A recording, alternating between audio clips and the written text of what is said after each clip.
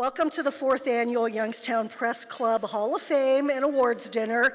I'm Lori Factor, President of the Board of Directors, and it is an honor to stand before such a distinguished audience. Your presence here tonight reflects a deep commitment to honoring legacy, and it underscores the growing importance of journalism and media in today's world.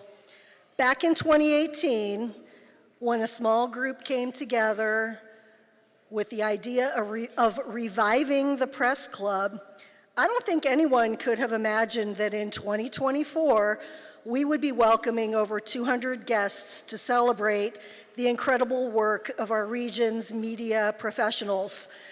I'm going to throw it just for a second to Adam and Mary Beth, because I know they didn't think that I don't know if they thought we would get here, but certainly we're all surprised. So we're excited that they're here as well. Before we get to tonight's program, I want to extend a few important thank yous. Our club is fortunate to be led by a dedicated and vibrant board of directors, and I'd like to recognize them now. Elise Skolnick, president-elect, George Nelson, past president, Tony Paglia, treasurer, Andrea Sika-Heschmeyer, secretary, and our at-large board members, Joanne Kalerick, Brenda Linnert, and Jordan Cohen. And of course, the person who keeps us all on track and ensures we function at our best, our exceptional executive director, Diane Fitzpatrick. Would the board members stand? Diane, stand, please. Thank you. Thank you so much for all of your service. I also want to thank the members of our awards committee for their hard work and dedication. Ernie Brown, Ralph Zerbonia, Ed Byers, Mark Niquette, and Chris Serenelli. They carefully review each nomination to ensure that only the most deserving are honored. It's important to emphasize, and I feel like I say this at every event, Hall of Fame and award winners are not selected randomly or by the club itself. Nominations come directly from our press club members, so if you want to see someone recognized, join the club if you're not already a member and submit a nomination. It's really that easy. Our members expressed that scholarships were a priority, and we listened. Tonight you'll hear more about the scholarships we've established and meet this year's recipients. Our scholarship committee, Joanne Stock, Brenda Linnert, Elise Skolnick, Tony Paglia, and Katie Wagner all serve with dedication. So we're thankful that we were able to get our scholarship program in place. Let's also talk about our sponsors who make this evening possible and help us keep our costs down. Farmers National Bank, Cavelli Enterprises, Stambaugh Auditorium. And a big thank you to our institutional members, the Anderson Program in Journalism at Youngstown State University, the Business Journal, Mahoning Valley Historical Society, Pekia Communications, and the Public Library of Youngstown and Mahoning County. Your support is invaluable. So events like this don't just happen. We're lucky that Joanne Kalerick's attention to detail makes all of us look better. Thank you, Joanne. Stand up for a second, please. Thank you. So now it's time to move on with our program. Before I turn the program over to our MC, Ed Byers, I wanted you to know a bit about him and how impactful he has been to our club. Ed began his journalism career as a radio news anchor at WHHH in Warren while attending Youngstown State, with one of his first assignments covering the May 4th, 1970 shootings at Kent State University. He was the news director at WGAR in Cleveland and Metro Media in Detroit, and was inducted into both the Ohio Broadcasters Hall of Fame and the Press Club of Cleveland Journalism Hall of Fame. Ed retired in 2016 as Corporate Communications Manager for Medical Mutual of Ohio. Ed, we're looking for you. Let's enjoy this extraordinary night together. Thank you once again for being here.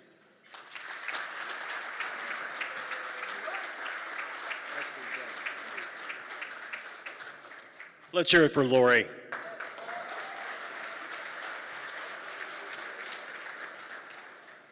Okay, we'll get this party started. We got a lot of ground to cover tonight, and thanks you all for being here, and hope the food was agreeable with you. I thought it was delicious. Yeah. Crew at Stambaugh, very nice. By the way, the sound you hear in the background, that clattering sound, is the sound of my knees banging together. Over the years, I've done quite a few of these events, but still get the butterflies. You know, there are a lot of moving parts to this event, as Diane will attest, so I guess it's okay to be nervous up here. As my late mentor, WHOT's Dick Thompson, told me the night I first took the air at WHOT, it's okay to be nervous. He said, you should begin to worry when you turn on the microphone and you're not nervous. That always stuck with me. So it's a natural thing, this nervousness and fear of public speaking. As a matter of fact, according to a recent study, people's number one fear is public speaking, right? Number two is death. Death is number two. Does that sound right? This means to the average person, if you go to a funeral, you're better off in the casket than doing the eulogy. So on the last anniversary of the Kent State shootings, the commemorative service, I was there, and a Kent State student said to me, you covered the shootings back in 1970? Wow, you must be old. Guilty as charged. Well, for starters, some of us are Youngstown Vindicator rotogravure old. If you're under 40, you're going to have to Google that. I am a Niles Daily Times old. That's the newspaper I began reading in the second grade at Washington Elementary in Niles, which, thank you very much, alumni, which featured my interest, which really fostered my interest in the written word at a young age. Others of us are Helen Hart Hurlburt and Esther Hamilton old. Some, like me, are Don Gardner and Susie Sidesaddle old. I know I'm going way back. So they say age is just a number and old age is a state of mind, and I really think that's true. It really is. All I know is that this is a 1949 model, high mileage, a lot of dings and dents, but with mostly original parts, and by the grace of God, still on the road. Journalism and the news business has been a damn good ride for this guy. So, I mean, it's evidence that there is life after news, as some of you already know. We had an event-filled year here at the Press Club Youngstown, made possible by our hardworking members. Highlight of the past year came in February at our I Stand With Evan event at Dior, calling attention to the plight of imprisoned Wall Street journalist Evan Gershkovich, who was grabbed and thrown in prison by Russian President Vladimir Putin's henchmen in March of 23 on bogus spy charges. The Youngstown Press Club picked up on this and called on the Wall Street Journal's assistant editor, Paul Beckett, to come to town to talk about Evan's ordeal. He gladly did. He accepted our invitation. We're happy to report that good news came nearly 2 months ago, when Evan was finally released after spending 490 days in a Russian prison on a trumped-up spy charge. From Washington, D.C., Paul was gracious enough to send his thanks to the Youngstown Press Club and all of you who kept Evan in your hearts and your prayers during his time in that Russian prison. And we had our own I Stand With Evan moment. Paul Beckett, The Wall Street Journal.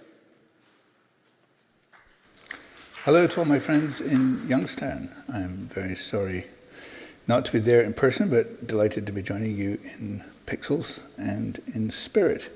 I hope you're having a great evening. I just wanted to pop in and thank you once again for all the incredible work that you did for Evan Gershkovich, for the Wall Street Journal, and for me. One of the highlights of my year advocating for Evan's release was my trip to the Youngstown Press Club in February, and a wonderful evening that you put on for me then. Evan is back. He's doing well. He's keeping a pretty low profile.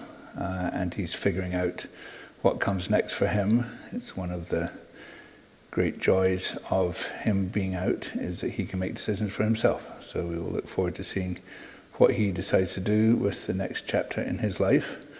But August 1st, the day that he and 15 others came out from Russia, will rank, certainly for me, as one of the great days of the 21st century. And that couldn't have happened without the support of so many people, including yourselves. So we're extremely grateful, and I learned a lot and had a great time interacting with you all.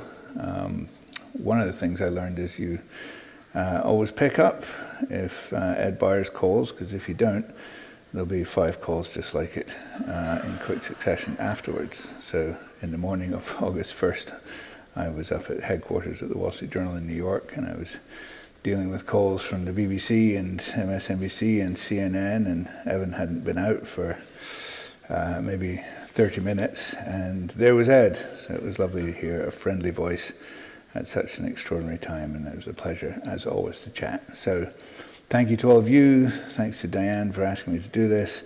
I hope you have a wonderful time, and please keep up the good fight. You guys do incredible work. We're extremely grateful and wish you all the best. Thank you.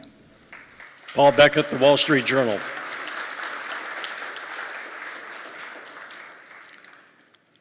An important service of the Youngstown Press Club is our scholarship program. This is the second year for scholarships, which ties in with our mission of education and supporting the next generation of journalists and communicators.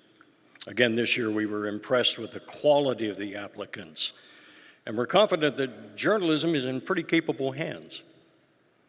Now I'd like to introduce you to our 2024 scholarship winners. Molly Burke, a junior at Youngstown State University, is a graduate of Ursuline High School, where she competed on the speech and debate team for 4 years.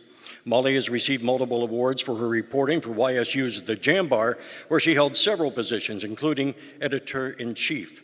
In February, Molly collaborated with the Youngstown Press Club to organize and lead a Student Press Freedom Day at YSU.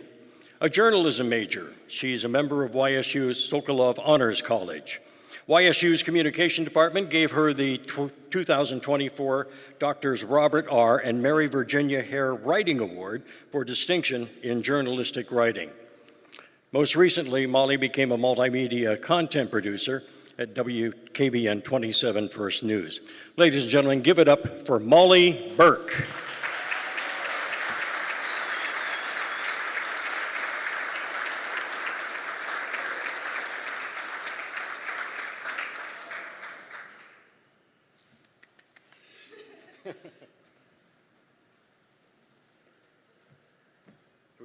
We get a picture. Oh, we get a picture. Okay, cool. Photo op.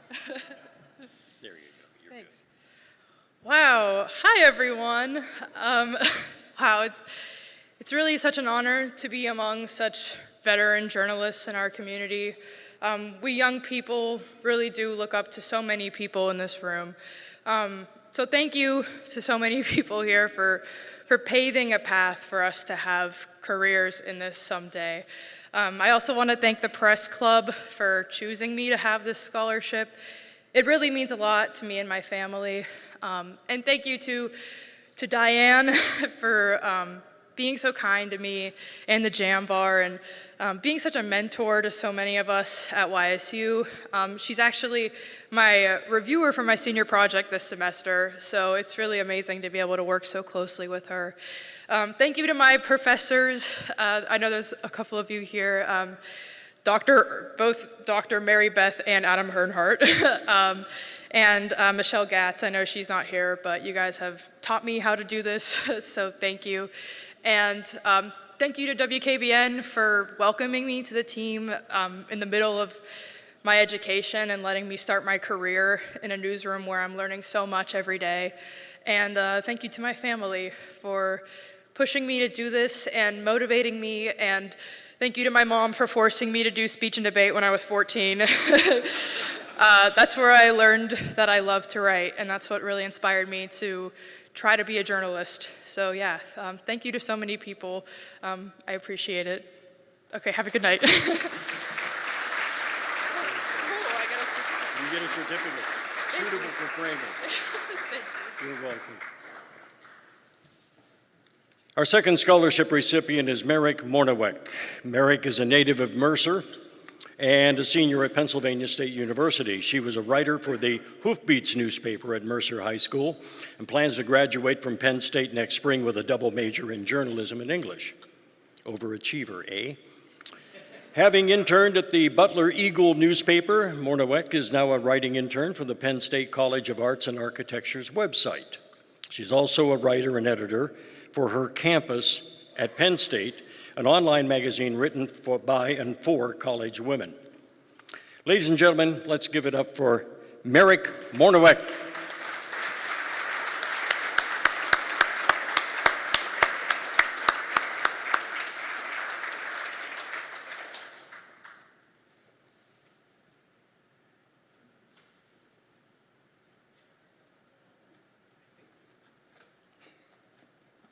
We get a photo op here, I guess. Okay, here you are. Very good. All right. Thank you. It's all yours.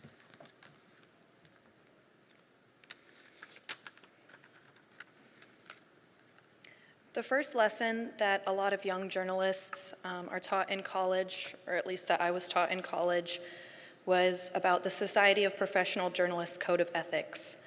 As most of us probably know in this room, the first principle is to seek truth and report it.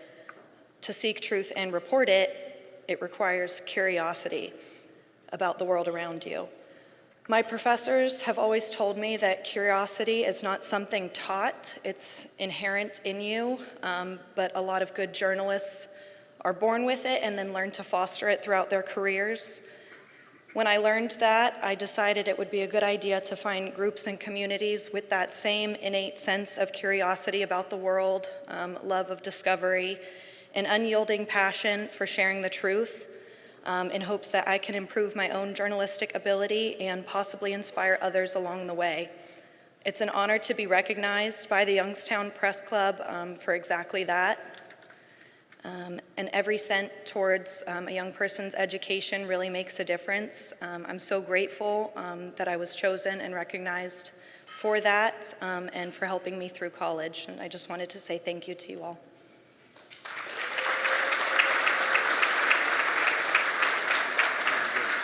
Congratulations. Good luck to you in the future. Thank you. Okay, now the fun part of our program. This is what we call the entertainment part of our program. I'd like to bring to the podium Jordan Cohen.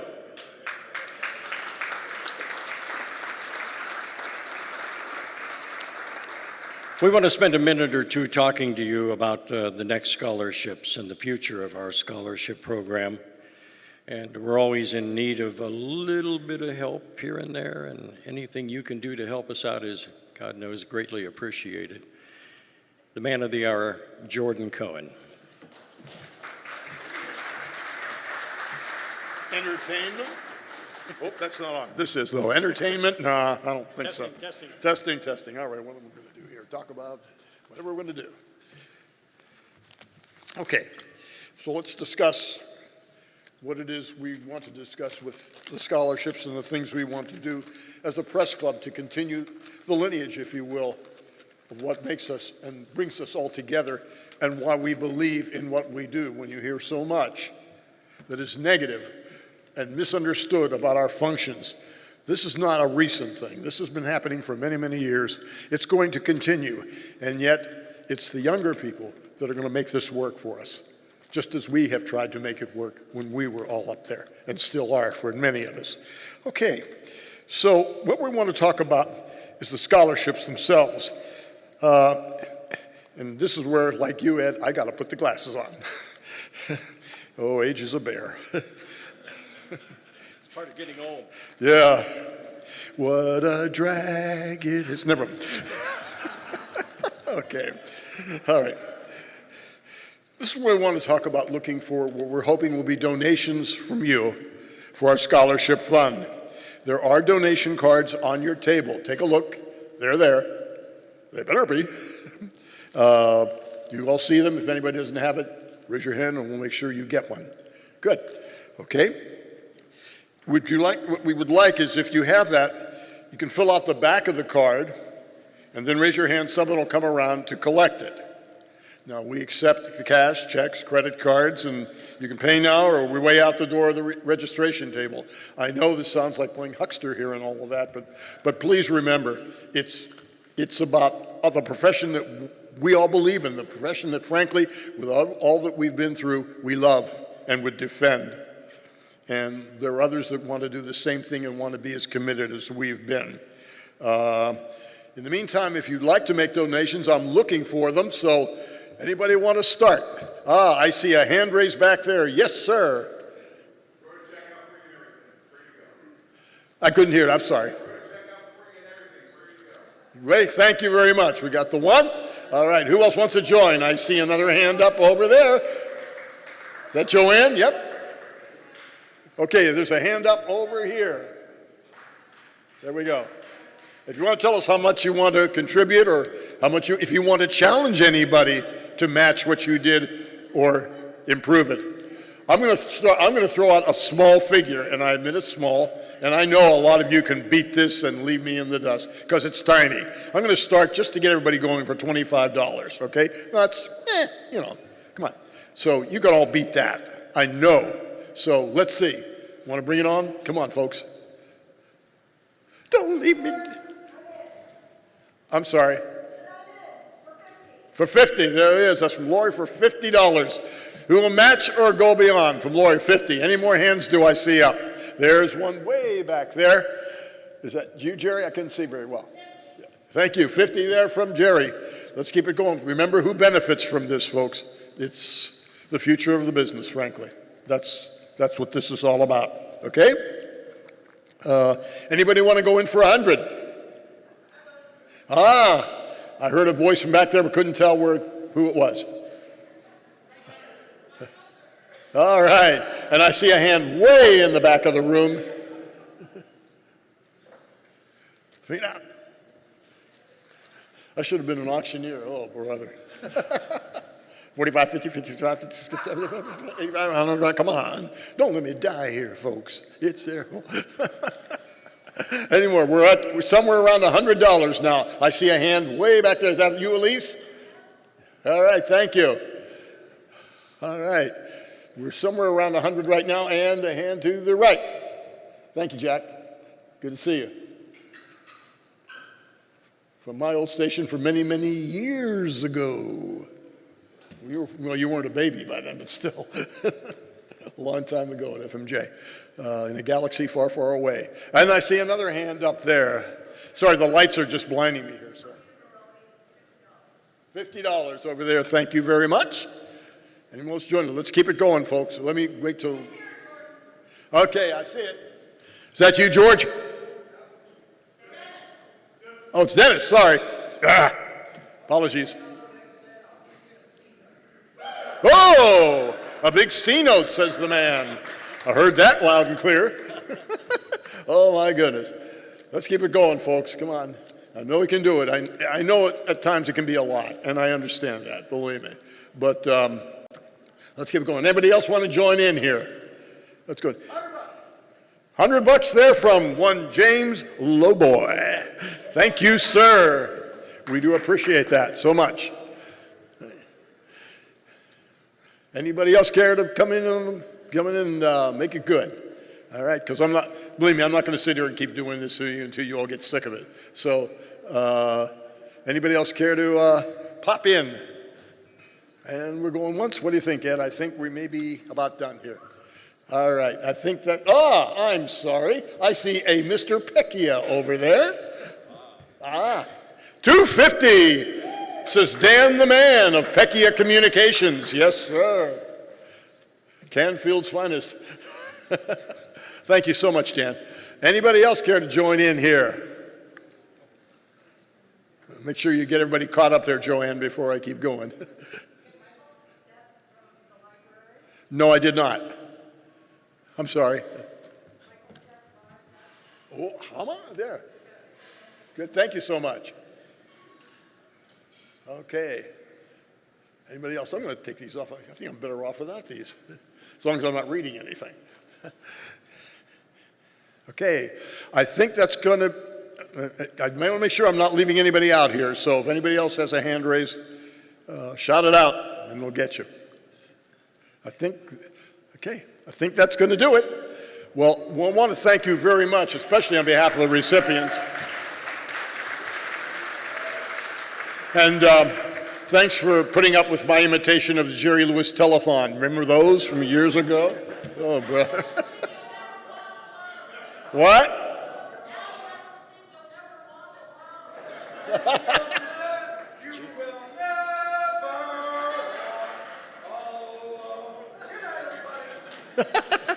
I'd rather stick with what a drag it is.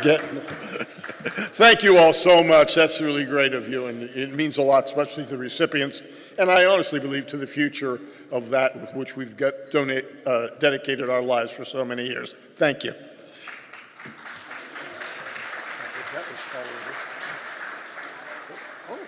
Nice job. Why am I giving you my glasses? No, I don't want your glasses. I got my own glasses. Yes, oh man.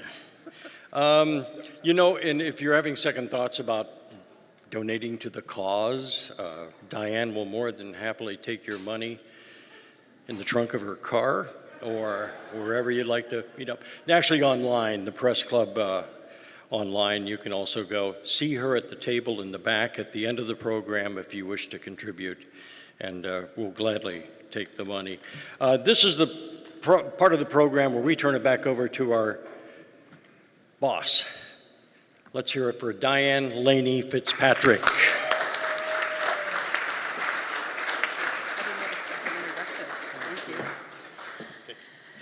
Good evening. I'm Diane Laney Fitzpatrick, Executive Director of the Youngstown Press Club. And I am here to present the Medal of Merit to Joanne Kolarek.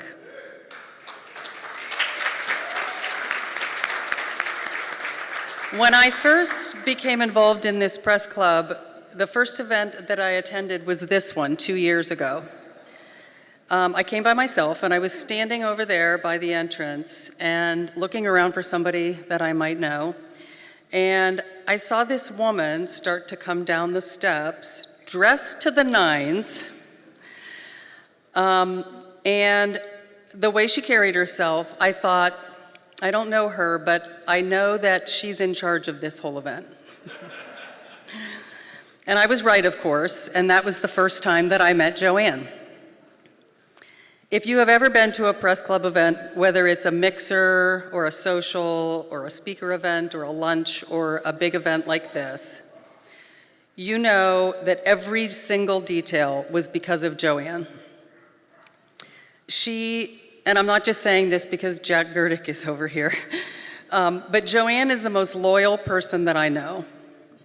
Her loyalty to WFMJ and to the work that she does there for her clients and her station, and really to everything that she does in this community and in her life is admirable to everyone that she knows. She's not a journalist, but no one is more passionate about journalism and a free press than Joanne. Her work ethic, her creativity, her focused determination, and attention to detail make her irreplaceable to the press club. It should be no surprise to anybody here that Joanne, this event, where Joanne is one of the honorees, she not only had to work this event, but she had to order her own award from the trophy people. And that's because no one else can do her job. No one else can do what Joanne does for the press club. We are so lucky that she has chosen us as one of the organizations to which she shows her loyalty and gives her great work. And now I'd like to present the Medal of Merit to Joanne.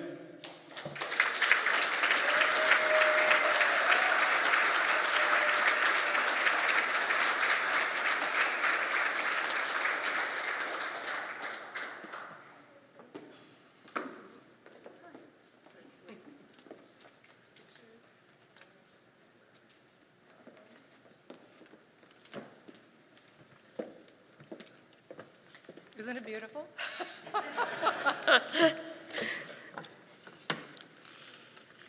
I am so proud of this group. It started with a couple GM Bar reunions that some of you may have attended in 2016, 2017.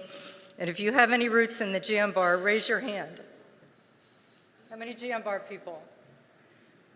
So that shows you how important YSU and the GM Bar is to the Mahoning Valley.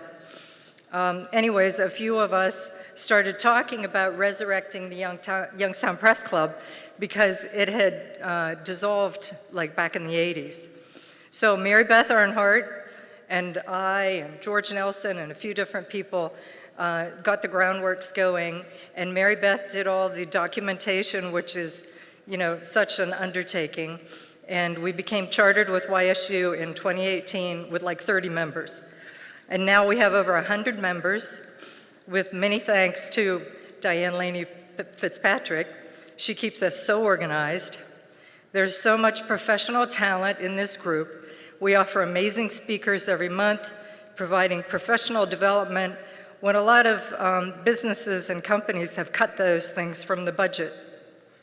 We brought speakers from New York on artificial intelligence and from all over our region.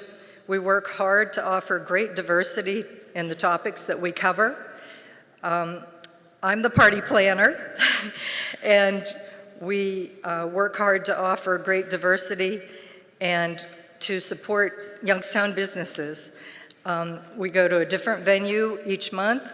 We've supported the NBR, the Main Library, V2, the Tyler History Center, the Butler Museum, the Steel Museum, Avalon Downtown, we call it our clubhouse, and of course, Stambaugh and Dior. They're wonderful to us. This year's topics were so amazing, from artificial intelligence in the newsroom to writers we had from Bloomberg, from Crane's Cleveland business. Some of them started their careers right here in the Valley. I encourage you to get involved. Our 2025 agenda is going to be more great stuff with many special speakers already committed. I'm really proud to be part of the group, and thank you so much for this recognition.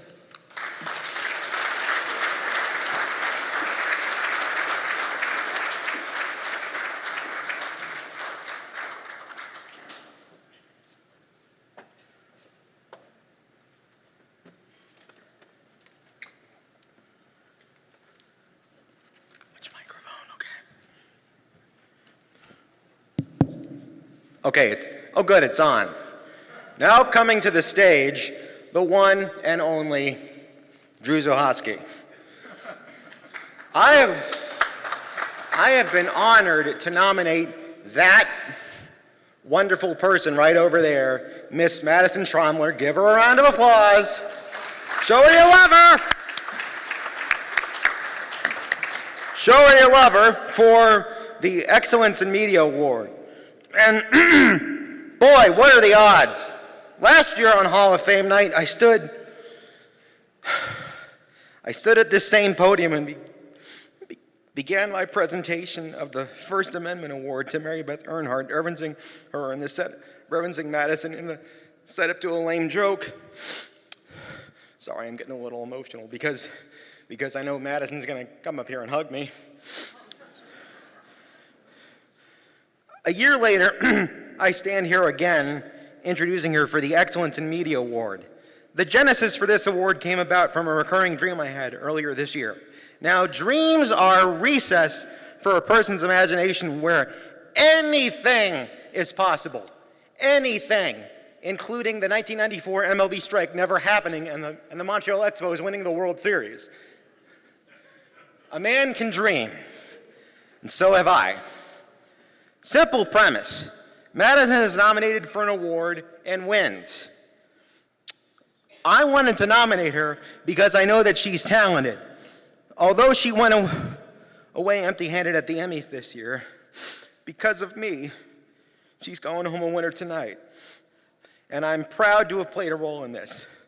Ladies and gentlemen, I give you your Youngstown Press Club Excellence in Media Award winner, the one and only, the lovely, the one and only, all right, I already said that, Madison Tromler. Here she is.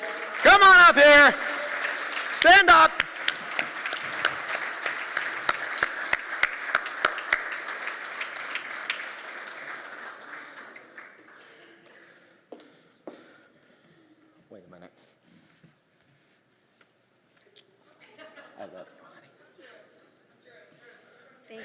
much, Drew. Thank you. No problem. Thank you. That's I got through it without crying. Now I got. God. Stage yours. Wait a minute. You're good. You're good. And so is this. I want you to have that as a souvenir. Okay, seriously, Drew, I couldn't have asked for a better introduction than that. Thank you so much. That meant a lot to me. Before I start, I just want to point out that my mom, my aunt, my former boss, Ron Yance, my boyfriend, my cousin, and all my bosses are all in the same room at the same time. And it just makes my heart happy, and I feel like my two worlds have collided. So thank you guys so much for being here. And thank you for the Youngstown Press Club for recognizing me with this award. I really feel so lucky and blessed to have so many people in this room that I really look up to. I started my career here in Youngstown a long time ago, 2020. I began working as a reporter during the pandemic about a week or so after I graduated from Kent State. And I hit the ground running. I was so excited. I was anxious, and I knew right away that I picked the best job in the world. And I had no idea the work that I had cut out for me at WFMJ and the opportunities that were ahead of me. And I've enjoyed every single second of it. Now, anchoring 21 News at 6 has been such an honor. But what I'm most proud of is the thorough, in-depth, investigative watchdog reporting that I've gotten to do with our watchdog team, reporting that I believe has made a difference in this town. I'm also very proud of the documentary-style reporting that I've gotten to do on our special quarterly news program, 101 West. I've gotten to work very closely with my managers, the 5 M's, McFerrin, Miller, Mitchell, Mona, and Madison. And all of them are such close mentors to me, not just mentors, but friends and family. Halloween's coming. From uncovering questionable spending in the Youngstown City School District, to traveling to Washington, D.C., to report on the lack of federal rail safety after the East Palestine train derailment, and most recently looking into the reasons behind natural gas explosions in the United States after the deadly explosion in downtown Youngstown. These are just some of the big stories that I've gotten to work on with our team that I am most proud of. Our watchdog team has taken the major local news stories that we have experienced these last few years here in Youngstown, and we've spent months, sometimes years, investigating these issues, not just on a local level, but on a national level. Investigative reporting is crucial. It's the most important kind of journalism that we can do. That's when we hold the powerful accountable and provide clear, concise, and accurate information so that people can make better decisions about their lives.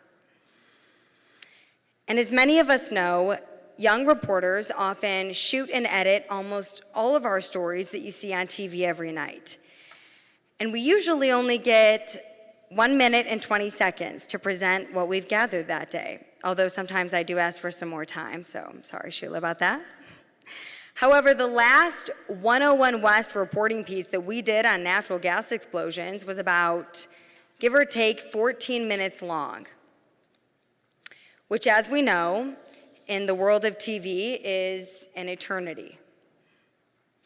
My news director, Sheila, and I have spent hours at a time before, sitting in an edit bay, going over every little final detail from the audio, the video, the graphics, all of it, to make sure that these reports have the highest production value possible. And I have learned so much from her, as she has taught me how even just a small little edit can help a viewer understand a story more. And I'm just always amazed by just how fun the editing process is. This is the kind of reporting that takes time, resources, and managing priorities every single day. And I am so proud to work for a TV station that values core journalism so strongly. And I still think back to when I was applying jobs before I graduated. And I'm gonna be honest, when I was interviewing with other stations in some other markets, some other news directors, those interviews were pretty smooth sailing. But then, I had a job interview with Mona Alexander. And she asked me the tough questions. And that is when I knew that I think it would be a great fit here because I had a feeling that I would be challenged, and I was right. I also want to thank my mom, Karen Tromler, and my Aunt Cynthia, because they both live stream our newscasts every single night, and I'm really grateful for that. But I will say there was one day that my aunt texted me and she said, "Hey, I'm watching the 6 o'clock news." And I was on vacation that day. But regardless, I will say if you ever hear my phone go off during the newscast, just know that it is my aunt and my mom texting me saying, "Watching," and letting me know.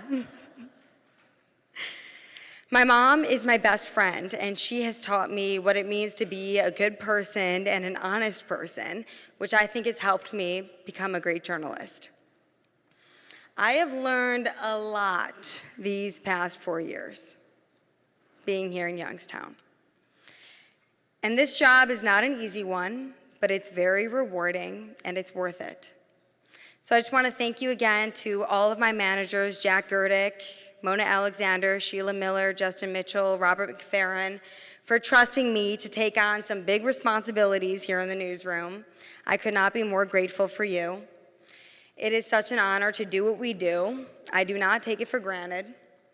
And regardless of what platform journalism takes and where this industry leads us, the bottom line is people rely on local news. So thank you so much again to the Press Club for awarding me with this award. Thank you.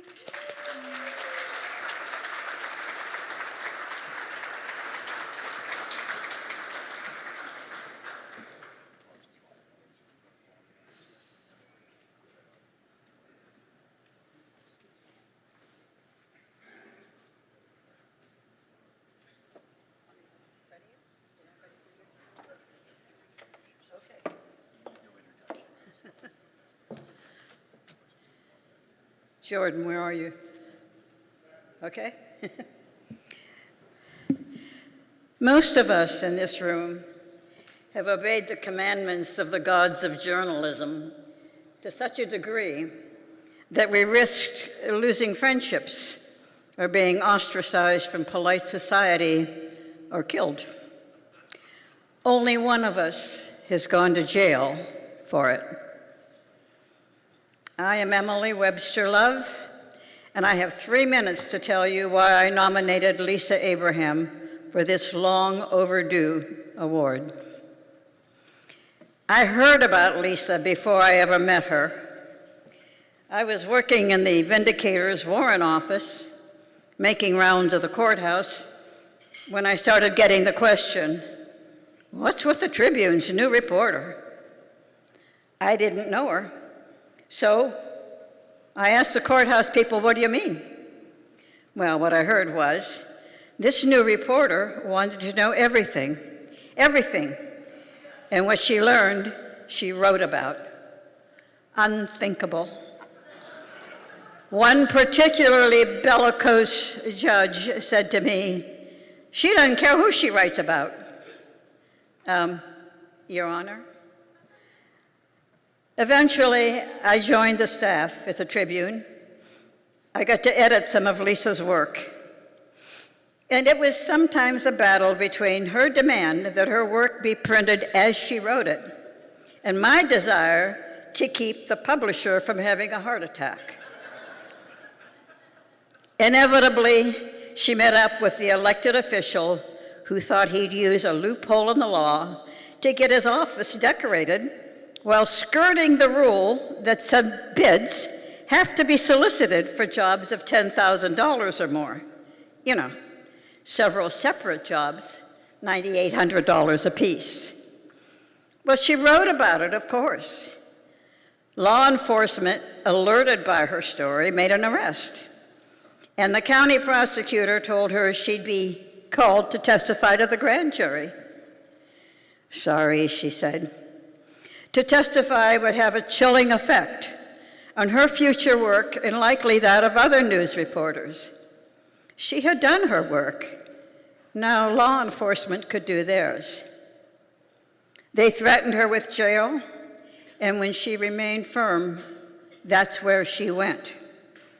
And she called in stories, daily accounts of jail activities, jail food. So pretty soon, they hauled her into court again, offered her another chance at freedom in exchange for her testimony. Sorry, she said again.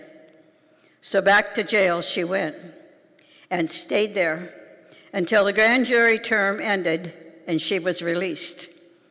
3 weeks and a day. Surprisingly to me, not everyone was supportive. Some of her own colleagues voiced the opinion that her first duty was to the community and she should have testified. I maintained that she had done her duty to the community by unearthing the crime and shining light on it. Now the prosecutor could do his duty by working to gain a conviction. She returned to work without any fanfare. I turned around and there she was at her desk. No welcoming speech by the publisher or the editor, no little cake or pizza party, not even a computer printout on the wall to say, "Good work, kid." State and national societies honored her with press awards. Her own newspaper, except for a front page story that the term was over, was kind of silent about awards. So, better late than never. I am so happy that tonight, that long overdue recognition is finally bestowed. Lisa?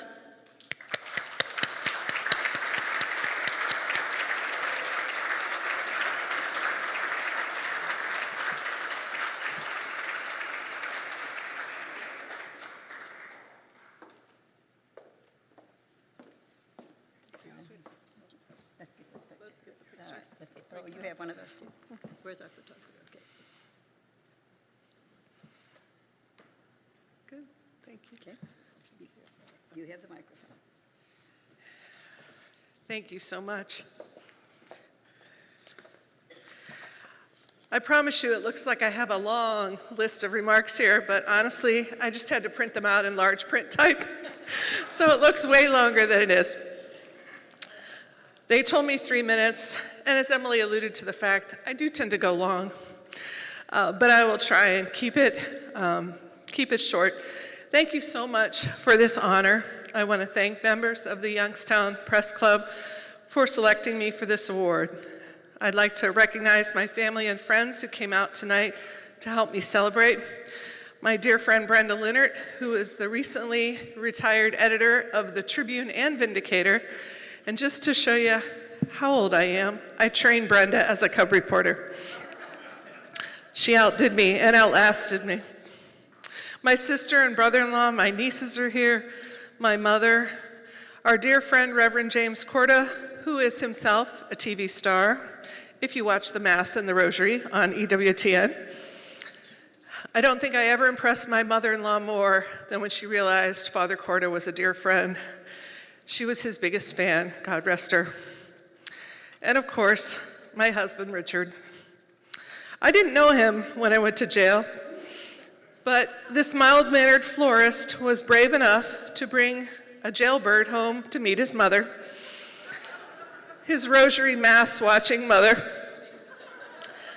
and to sign on for a life filled with all of the misadventures that come from being married to a journalist, let alone a jailbird journalist. and he is my constant source of love and support. I particularly want to thank Emily Webster for nominating me for this award. Emily was my work mom for many years at the Tribune-Chronicle, and I learned so much from her and her mentorship about how to get along in a newsroom, how a woman survives in the man's world of journalism back in the 1980s. The world was a different place then, and Emily, as an established professional, was a great woman to have in my corner. I have been blessed by her friendship and support for many, many years. She was and is the perfect counterpart to my own mom, Cass Abraham, who's also here with me tonight. I will tell you that one of them is 86 and one of them is 87, but I won't tell you which is which. My mother was not a journalist. She taught 4th grade at Immaculate Conception School here on the east side of Youngstown in the 1950s.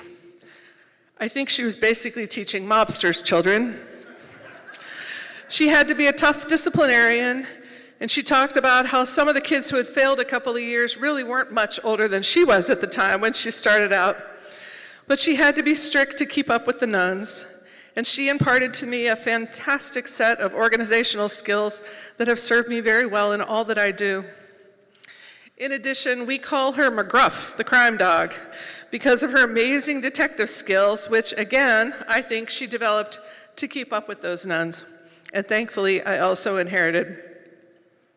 Most important, though, my mother was a voracious newspaper reader. After dinner in the evening, my mom would sit down with 2 or 3 newspapers. The Niles Daily Times, of course, we lived in Niles, the Vindicator, and of course, the Tribune-Chronicle. And she read them all cover to cover. It was her reward at the end of a hard day's work. And it was sacred time, almost as sacred as when the Today Show was on in the morning or when Walter Cronkite was on in the evening. If you wanted to get shushed and get in trouble, you spoke during the news when they were trying to listen.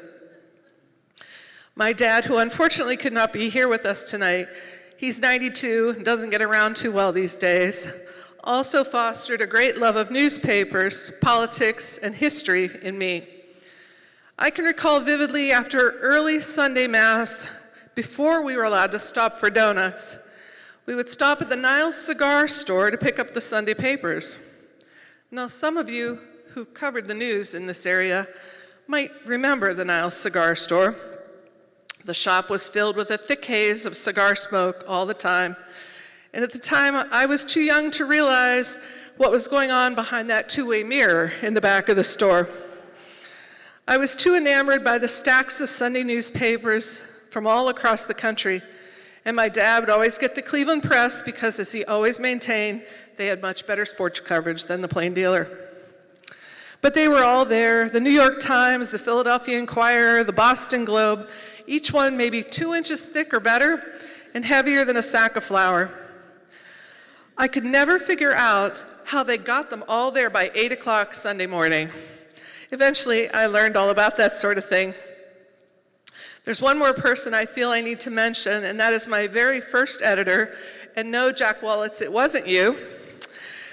Although he was my first editor in my first real job, but my very first editor was Sister Alice Nally of the Sisters of the Humiliated Mary.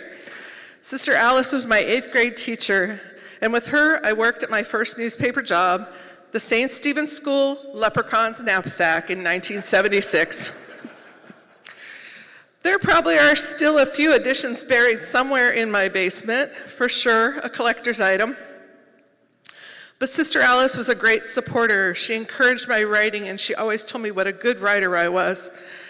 She liked all of my stories, which at the time included profiles of the school's teachers and reviews of the latest television shows that came on the air in the fall. In case you're wondering, I gave Charlie's Angels a mediocre review. Although I think I did compliment all of their hair. But the ABC drama Family, starring 1970s teen star Christy McNichol, came highly recommended by this reviewer. And in fact, I was later told that the nuns in the convent started watching it due to my review. I think today they would call being an influencer. So against this upbringing saturated in news and my love of writing, I guess it should not have come as a surprise to anyone that I would consider a career in journalism. And yet, it still did surprise my parents, who were hoping that I would consider medical school. But probably not as surprised as they were a few years later, 30 years ago in fact, when I explained to them that I probably would be going to jail. My mother's reaction was simple: just go, just do it, just go to jail. It's the right thing to do. I won't bore you with the many details of the legal case that resulted in me being jailed for 22 days in the winter of 1994. Emily's done a pretty good job of reviewing them. You can Google it if you want further details. But the principle I was standing for was this: I do not believe that a journalist should be forced to testify in a secret grand jury proceeding, or at any proceeding for that matter. Because if our press is to be truly free, we cannot cast reporters into the role of investigators for the government. My position was called extremist by many. And if that's the worst that can be said about standing up for your principles, then I am proudly an extremist. I echoed the position of Justice William Douglas, the longest-serving justice on the U.S. Supreme Court, who in his dissenting opinion in Brandenburg versus Hayes, yes, you haven't heard that since journalism law school, have you? He held that the press should have a preferred position in our constitutional scheme, not to enable it to make money, not to set journalists apart as a favored class, but to bring fulfillment to the public's right to know. Because the right to know, the right to have knowledge, is essential if we, the people, are to make informed decisions. This was true 30 years ago, and it's even more vital today. Our world has changed, and we are living in a time when the corporate bottom line has slashed and burned newsrooms, leaving them in tatters. The number of true, dedicated journalists out there doing the work every day in the trenches, seeking out accurate information and protecting the public's right to know, is shockingly small at a time when the world is in need of the work more than ever. I can think of no time in my lifetime when an informed citizenry has been more important, when the potential for misinformation lurks behind every Facebook post or TikTok video, and when people seem to be blissfully misled down the rabbit hole of misinformation. I'm not sure who is worse, the people who spread the lies or those who willingly believe them. But I guess maybe we could poll the dogs and cats of Springfield, Ohio to get an answer to that question. This is why protecting the First Amendment is all the more important, so that we can report on matters such as government misspending in the county engineer's office without fear of government censorship, manipulation, or reprisal, even if we have to spend a few weeks in a jail cell watching soap operas to prove the point. In closing, I just want to say how proud I am to be a member of the Youngstown Press Club, an organization that works to shed light on all the issues facing journalists today, from police in East Palestine who want to lock up reporters, to foreign governments who imprison reporters. And perhaps most important, their work to educate the next generation of journalists to continue to fight our good fight. Thank you.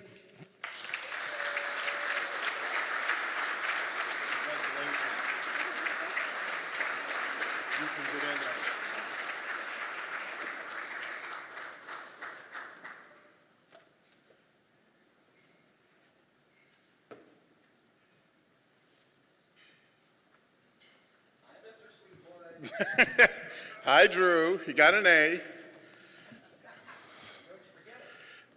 Good evening. I'm Mark Sweetwood, and it's an honor to be back in what's left of downtown Youngstown. I've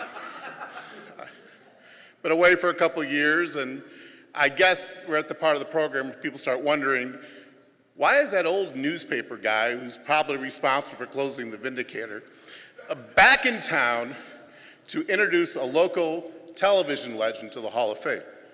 And that's a fair question. I have some theories. First, former competitors, former colleagues who don't agree on much, all agree on this. They are afraid of Mona Alexander.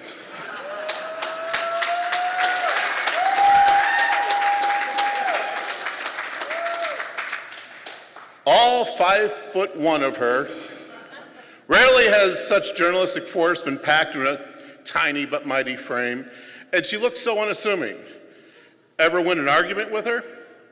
I'm speaking, of course, to Joe, her husband, and everyone else. She'll consider your viewpoint, explain her view, completely different perspective, and then make you feel like you agreed with her the entire time.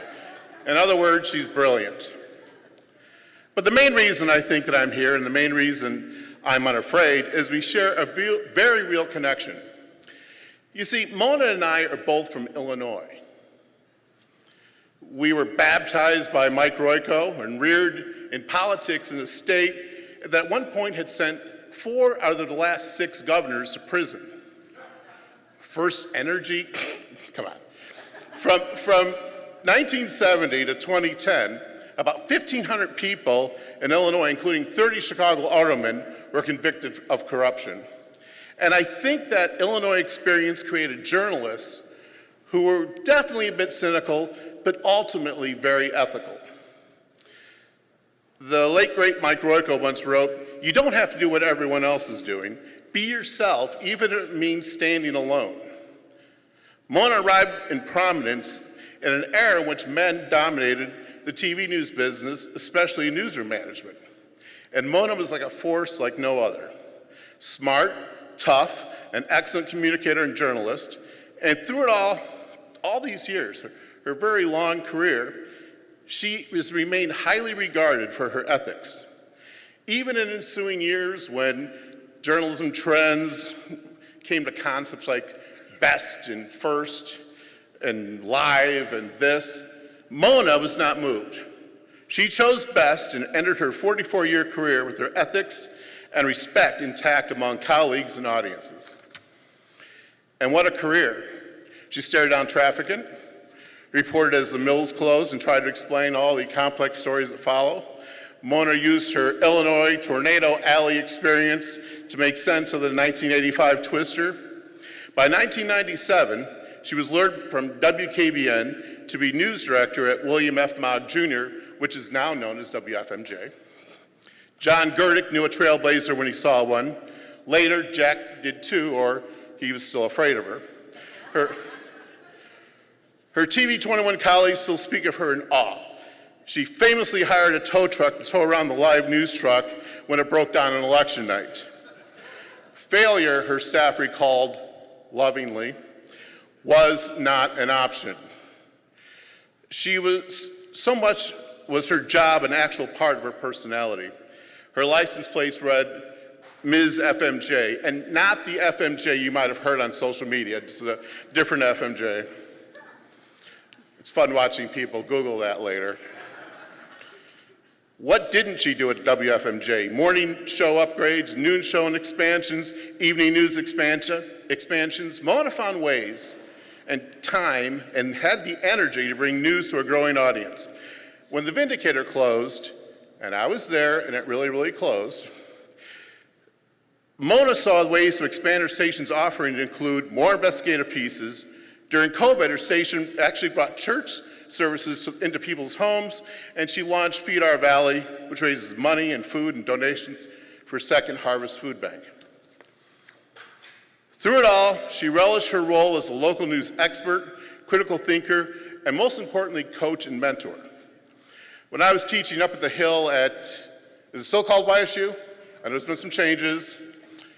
One of my favorite weeks of the semester, Drew will remember this, was when we did TV news, and Mona, bribed with ice cream and a free ride, would come and talk to the class.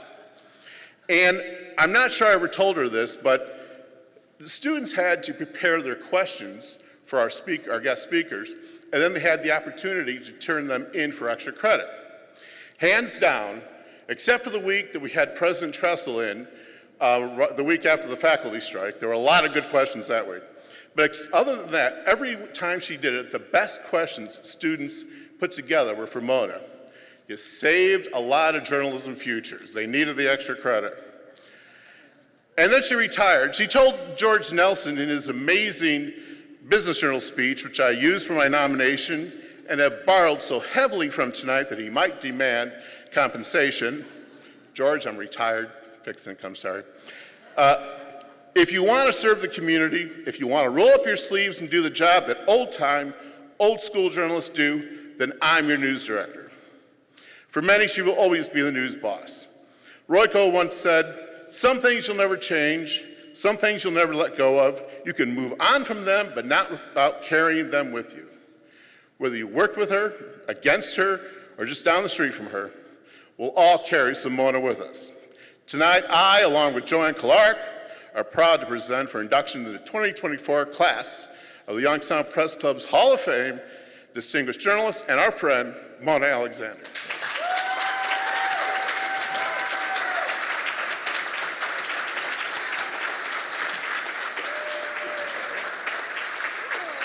So pretty. Picture. So we have to have a picture. Oh, there we go. Congratulations. That was wonderful. Wow. I don't know if I could top that. Thank you, Mark. That was absolutely incredible. Appreciate it so much. And thank you to the Youngstown Press Club. This really is an honor. It's incredible being honored by an organization that supports journalists, because that is so incredibly important to me. I stand before you tonight on the shoulders of many, many other people, and a lot of you know who they are. There are people like Tom Holden, who I worked with at WKBN right out of journalism school, and I thought I knew what I was doing. I thought I went to a pretty good school and knew what I was doing, but Holden taught me how to cover news in Youngstown. You know, he taught me how to craft a story and tell a story so it would be relevant to people and not have all streams of sound bites and press releases and questions my managers told me to ask running into my head, but to distill that down so people could have a story that would be impactful and relevant to their lives. Bob Black was another mentor to me. Bob taught me not to be intimidated by people. Not to be intimidated. I'd be all, like Mark said, 5'1" of me, charging out to cover my story, and Bob would say, "Don't let the bastards intimidate you, Mo." And then when I would come back, he'd have the cigarette hanging out of his mouth. You could still smoke in newsrooms then. He'd say, "You didn't let the bastards intimidate you, did you, kid?" And that I learned from that. Andrea Wood, and Andrea doesn't know this. Andrea and I were competitors. I was reporting at KBN, she was reporting at YTV. I would go home and watch Andrea's story because she was that good. And I learned from her how she would ask questions in a press conference situation that would elicit more responsive sound bites. And then she would go back and she would write to those sound bites and have much more in-depth stories than I was producing. And I learned that from her. And I'm grateful for that. Bertram D'Souza, who's a friend and a colleague, and I know many of you know, Bertram taught me how to ask questions. I was kind of one of those TV types in the beginning where I'd go and get my sound. Remember that, Madison? I yelled at you once about that, remember? You don't go and get sound. You listen to what's going on in the press conference. You go prepared. You ask good, cogent questions, you listen to what they say, and then your mind is going so you can ask an incisive follow-up. Bertram taught me that. There's also a guy you may not know, he's not that public in his profile. His name is Mike Gauntner, and he's a digital content manager, yes, for Mikey, at WFMJ. He knows how to get information better than anybody else that I know of. Every newsroom needs this guy, this kind of guy. And every newsroom, most newsrooms, if they're lucky, they have it. But he's the guy who, if you don't know where to get the information, he can help you find it. And I learned from him. I learned how to get information that wasn't otherwise readily available. When I transitioned into being a news director, I was lucky again. Mark Brown was one of my mentors. He was the guy who okayed my hiring at WFMJ. He's one of the smartest guys I know. I would not want to play chess against him because he thinks 3 or 4 steps ahead of everybody else in the room. And I got to observe that. I got to watch that thought process and ask questions and again learn. The general manager who hired me was John Gerdick, and this guy was unabashedly optimistic about everything. You could not have had a better cheerleader. And back then in the late 90s, early 2000s, I was throwing shit on the wall just to see what would stick. And he was always there telling me it was the greatest thing that anybody ever thought of. And it wasn't, and I knew that, and some of it didn't work. But the point is that I had somebody behind me in my corner as I was trying new things, saying, go ahead, take your shot. And then later, when I'm now a more mature news director, I had Jack Gerdick as my general manager. And Jack and I talked a lot about something called investigative reporting. And I really wanted to do it, but I was scared. I didn't think we could do it. I thought the staff was too young, that they were too inexperienced, that we were having a hard enough time getting the regular news on the air, blah, blah, blah, blah, you know, all the stuff that I go through. And Jack said, you want to do investigative reporting? Do investigative reporting. You can do it.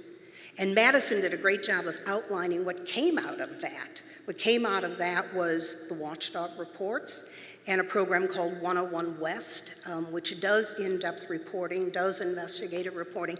And Jack and I talked about this. I said, I don't want to do that crap investigative reporting. That stuff that, you know, it's called investigative reporting, but it's not investigative reporting. He said, do what you want to do. You can do it. And having that kind of support and that kind of backing, that's what made everything happen in my career. So I kind of, you know, and 101 West, the other thing I do want to say about that in the investigative reporting is it is being continued by Sheila Miller, Justin Mitchell, and Robert McFerrin, and Madison mentioned them as well. That just makes my heart feel so good that they are able to continue that. So I've had a lot of people who have really influenced me and shaped me. And the final one I want to mention is my husband, Joe Henderson. It's tough being a news director's spouse. I got to tell you that. You really do get the calls at midnight, 2 a.m., 3 a.m. Jim Trafficant's got a tractor laying on top of him. We don't know what to do. You know, God rest his soul. There's a fire at the station. There's an employee who's been in an accident. Those things do happen. And I remember pulling into the driveway. I'm on the cell phone. Joe's looking out. He's like, hey, and I'm like, hey, I got to go back, you know. And his attitude was always, just do what you got to do. Never any guilt, never any, hey, we're supposed to do this, we're supposed to do that, you know. So I've been lucky. I love you, honey. I've been lucky in my career to have all of these people who have supported me, and they are the reason that I am standing here tonight. And I say all of that because I do want to thank them publicly, but also I just think, and this organization knows this, and this is why I'm so honored to be here. It is so incredibly important that reporters and journalists and news managers be supported, that they have support to go out and do the job. And Lisa said that beautifully. We are at a time when I don't remember a time when what journalists do could be more important in this country's history. Well, Watergate comes to mind, but okay. But saying that, you know, my message to the working journalists tonight is go out there and do your thing. Be passionate about it. Be ready with your questions. Listen. Ask incisive follow-ups. If you don't feel that you have the backing, look for it. Look for it amongst your colleagues, amongst your news managers. Know that that work is critically important because we, now me being retired, I depend on you.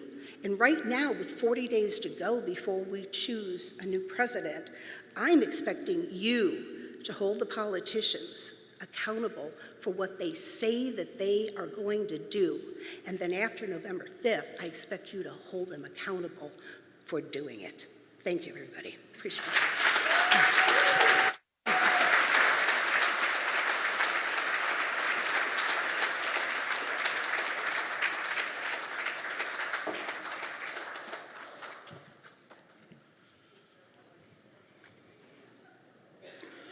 Good evening. My name is Chris Travers. Almost from the moment they hit the switch to turn on the transmitter for the first time, WHOT became inextricably woven into the fabric of our town.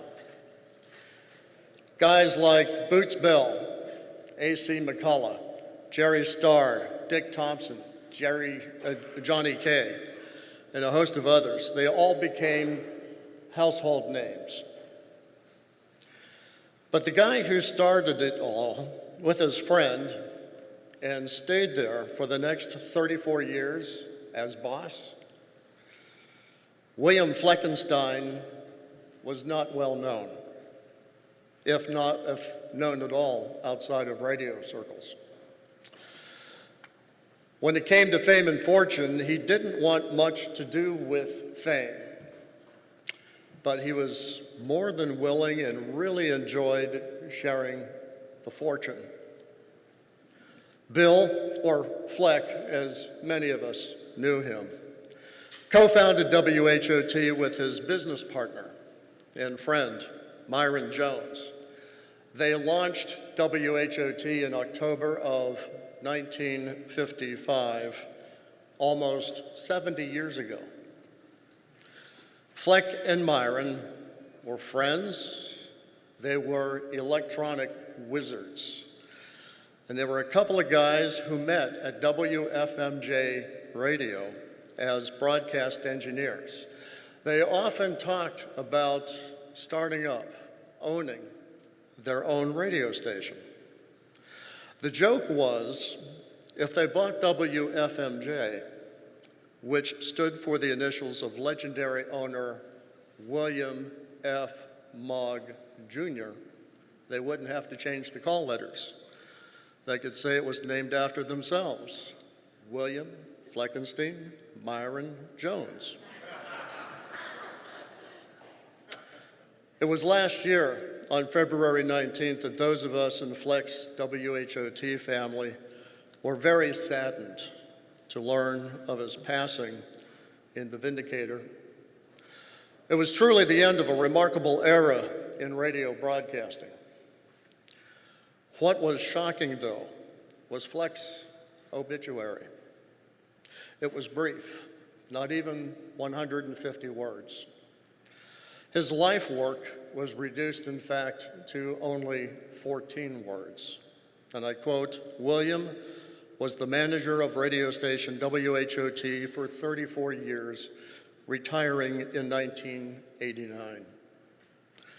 Not even a mention that he was, in fact, co-founder, co-owner, vice president, and general manager. Fleck was nearly 99 years old when he died. He was an only child, never married, no children, and he outlived his friends and his peers. Only 5 people, 5, attended his funeral at St. Pat's in Hubbard. Fleck did not, however, outlive the memory of his accomplishments, his humility, his humanity, his compassion. Those 5 people at his funeral remembered all of it. They were his family. They were all connected by the DNA of WHOT. When Fleck's name was placed in nomination for the Press Club Hall of Fame this year, 11 WHOT family members came forward and wrote glowing endorsements for his nomination. Kelly Stevens wrote about his little AM station that broadcast from up on a hill in Camel. It was part trailer, part cement block, true story. But it was all magic that came out of that building through the airwaves, leaving an indelible mark on our valley. Wes Boyd, a longtime member of WHOT's engineering team, wrote that Fleck's goal was always to treat the community and his employees as family. Tom Meister, perhaps better known to a lot of us in the room as Thomas John, remembered Fleck as family when he said Fleck's relationship to his employees was where he came to really shine, pointing out that many of those who came to work at WHOT often stayed for decades in an industry infamous for frequent turnover. And the last director of the news department under Fleck, Bruce Robertson, he summed it up this way: Bill's leadership helped our company grow into national prominence. When I speak to broadcasters around the nation, most already know the story of WHOT. And Bruce continued, WHOT had many branches in our family. I am one of those branches. Bill planted, and allowed me to add the word nurtured, the seeds for that tree. Bruce and Fleck remained lifelong friends long after Bill had retired and Bruce had moved on to other things. I can't read all the letters, but right now I'd like to ask Fleck's WHOT family who wrote those letters in support of Fleck's nomination to stand. I know you're over there. Don't feel embarrassed. Please stand.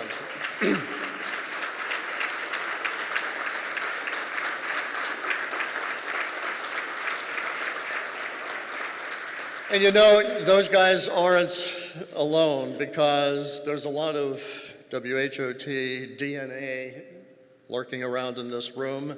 Ed Byers, our MC for this evening, and other guys back there, I'd like you to stand as well. Art Jordan, otherwise known as Jordan Cohen, Joyce A., I think you might be over there, Bonnie Veely, who is the widow of Jerry Starr, is here tonight. Also Mike Kabelka, John Urchak, please stand and be recognized.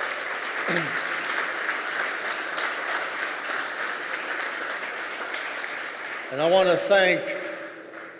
thank all of you for being part of Fleck's family and for coming here tonight and honoring the member and achievements of Bill Fleckenstein. And a big thank you goes to the Youngstown Press Club for enshrining Fleck in the Hall of Fame. A person like Bill Fleckenstein deserves to be remembered. Deserves to be remembered. And to that end, the Stewart Media Archive Center at the Mahoning Valley Historical Society is providing a temporary home for Bill's Hall of Fame trophy. And then in the fall of 2027, hopefully, when the renovated YSU Kilcawley Student Center is scheduled to be completed, the trophy will be moved appropriately enough to the studios of the Student Internet Radio Facility, Rookery Radio, which operates through the Department of Communication. So every member of Bill Fleckenstein's WHOT family is grateful to these two organizations, all of these organizations, and hopes that Bill's trophy sparks curiosity, inspiration, and a whole new generation of Bill Fleckensteins. A nice hand, if you will, for the Mahoning Valley Historical Society and YSU's Department of Communications.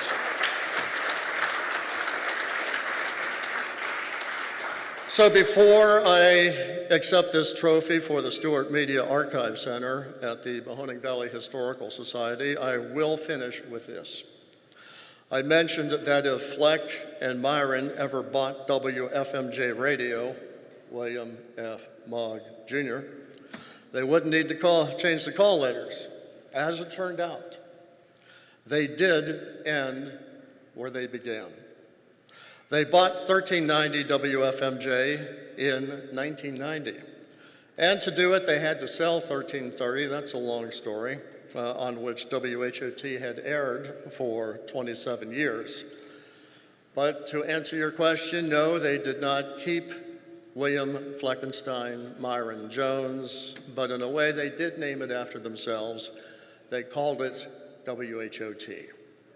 So on behalf of the late William Fleckenstein, I want to thank you very much, and thank you actually for the whole damn WHOT family. Thank you.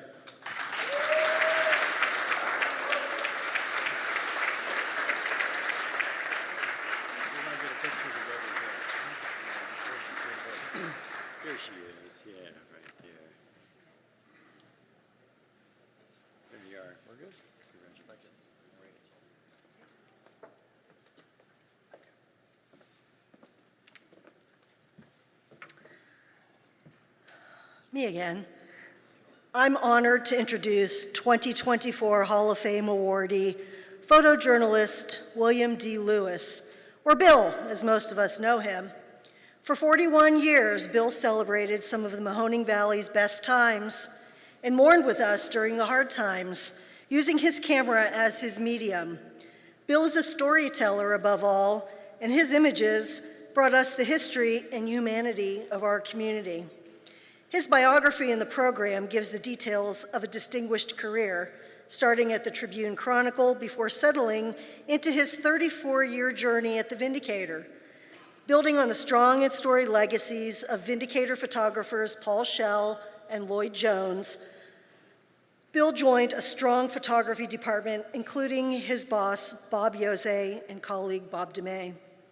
Wearing his trademark photographer's vest, Bill could be found on the sidelines covering any number of sporting events, giving the same attention to detail to the Little League game as to the professional sporting contest. His images of some of the most legendary performers and personalities grace the Vindicator's pages daily. But it wasn't just the newsmaker events that Bill captured. He found equal enthusiasm covering everyday life and was just as comfortable photographing children in a sprinkler in a local neighborhood. As film photography transitioned to digital photography and then to multimedia journalism with an online Vindicator presence, Bill pivoted with the times. His storytelling instincts kicked in, and he found a new canvas as he included video journalism in his repertoire. Of the thousands of events that Bill covered, perhaps the most poignant is the series of photographs he presented documenting and covering the last press run of the Vindicator on August 31st, 2019. Quiet and unassuming, Bill has captured the collective stories of life in the Mahoning Valley.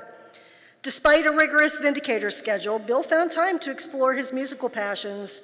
As a member of the Irish performing group County Mayo, he's an accomplished musician on many instruments and delights audiences with his own music videos on a regular basis.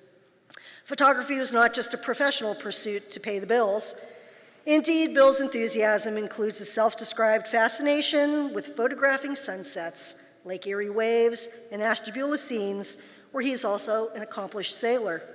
I was lucky enough to encounter Bill many times when he covered activities for YSU, including the Summer Festival of the Arts, as a photojournalist, and then as a performing artist when I hired County Mayo to perform year after year in their regular slot on Sundays from 11 to 1. Others equally shared their memories of a career well spent. Bob Yose started his tribute off by capturing my attention, saying, "Bill was a slacker," with all manner of smiley faces attached. He went on to say that Bill was one of the best staff photographers for the Vindicator and the Tribune, and that he is a photographer's photographer, meaning that he was the guy everyone wanted on their staff. Bill loved his job and went above and beyond the technical aspects of our profession. When Bill received an assignment, there was never an excuse. He got the photograph, and a good one that told the story. He did it on time, and editors knew he was going to have a photograph that was usable. Bill loved all photography, and people in the public knew him. We received many calls saying how terrific he was to work with. Bob went on to say that Bill always stepped up if there was an issue, that he was reliable and an excellent worker. One compliment that stands out is how supportive Bill was with their interns. He said, and I'm quoting, "I can remember it to this day. When asked if he was okay with an assignment, Bill would hold his hands together like the State Farm commercial and say, 'You're in good hands.'" In closing, I felt lucky to have him as a staffer and was happy to be his boss. We shared many good times. One more. Mike Braun, former Vindicator journalist, said, "Bill is one of the most dedicated and professional photographers I have ever worked with. He is engaging, curious, and thoughtful in his pursuit of exceptional photography, and he knows some really great places to stop to eat when out on assignment." I always enjoyed drawing an assignment when Bill was the photographer. Bill Lewis is a man for all seasons. We're a better and more informed community because Bill was at the other end of the camera. Please help me welcome 2024 Hall of Fame awardee Bill Lewis to the podium.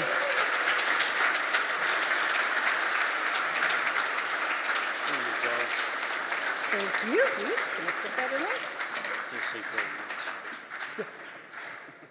we do this? Can we do this? All right, very good. Okay, congratulations.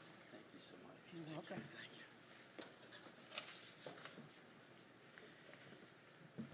Lori, thank you for those kind words. I'm not sure that I believe all of them, but thanks a lot. This is just an amazing honor. I never in my wildest dreams thought that the Youngstown Press Club would throw something like this my way. Thanks to everybody at the Press Club. Thank you so much. And as long as we're talking about thanks, I need to throw out a bit of a thanks to the people who kept me employed for 41 years, starting off in 1978 at the Tribune-Chronicle over in Warren, and then at the Vindicator. My hat's off to both of those organizations for putting up with my shenanigans for all those decades, and it was a great thing. And my hat's off to both of those organizations for supporting quality journalism in those times. So thanks a lot. And as long as we're talking about thanks, anybody who's been in the news business for more than a week or two has found out that news doesn't happen Monday through Friday, 8 to 5. Is that true? Yeah.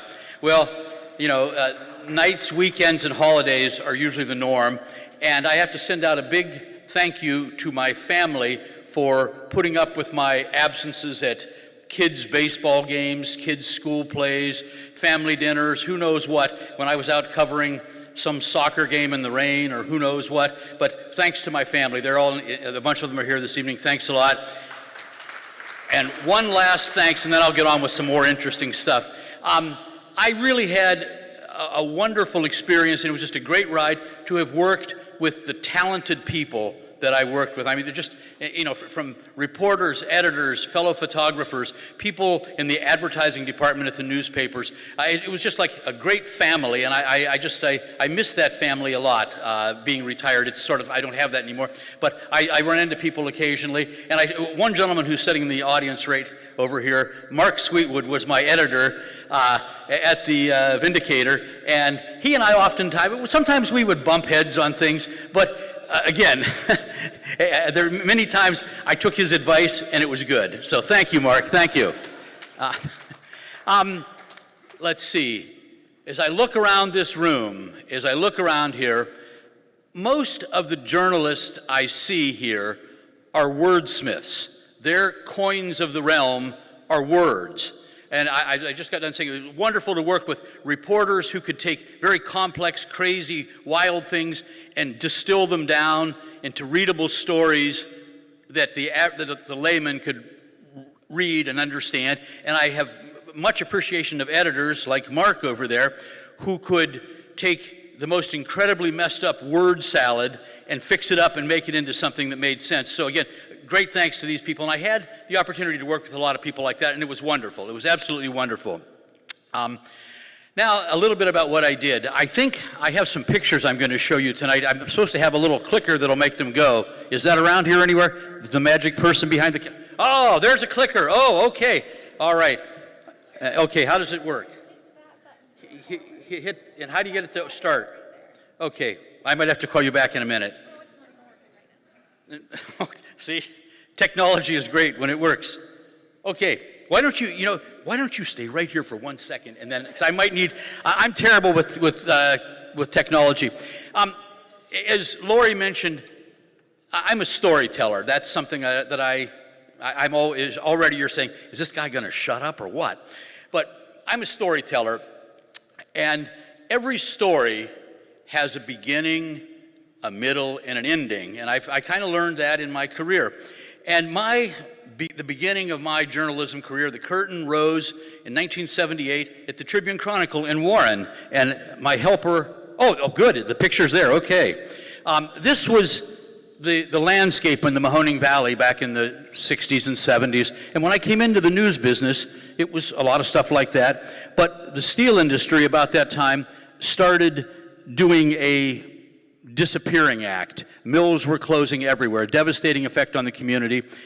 And some of the first big stories that I worked were covering the closures of local steel mills.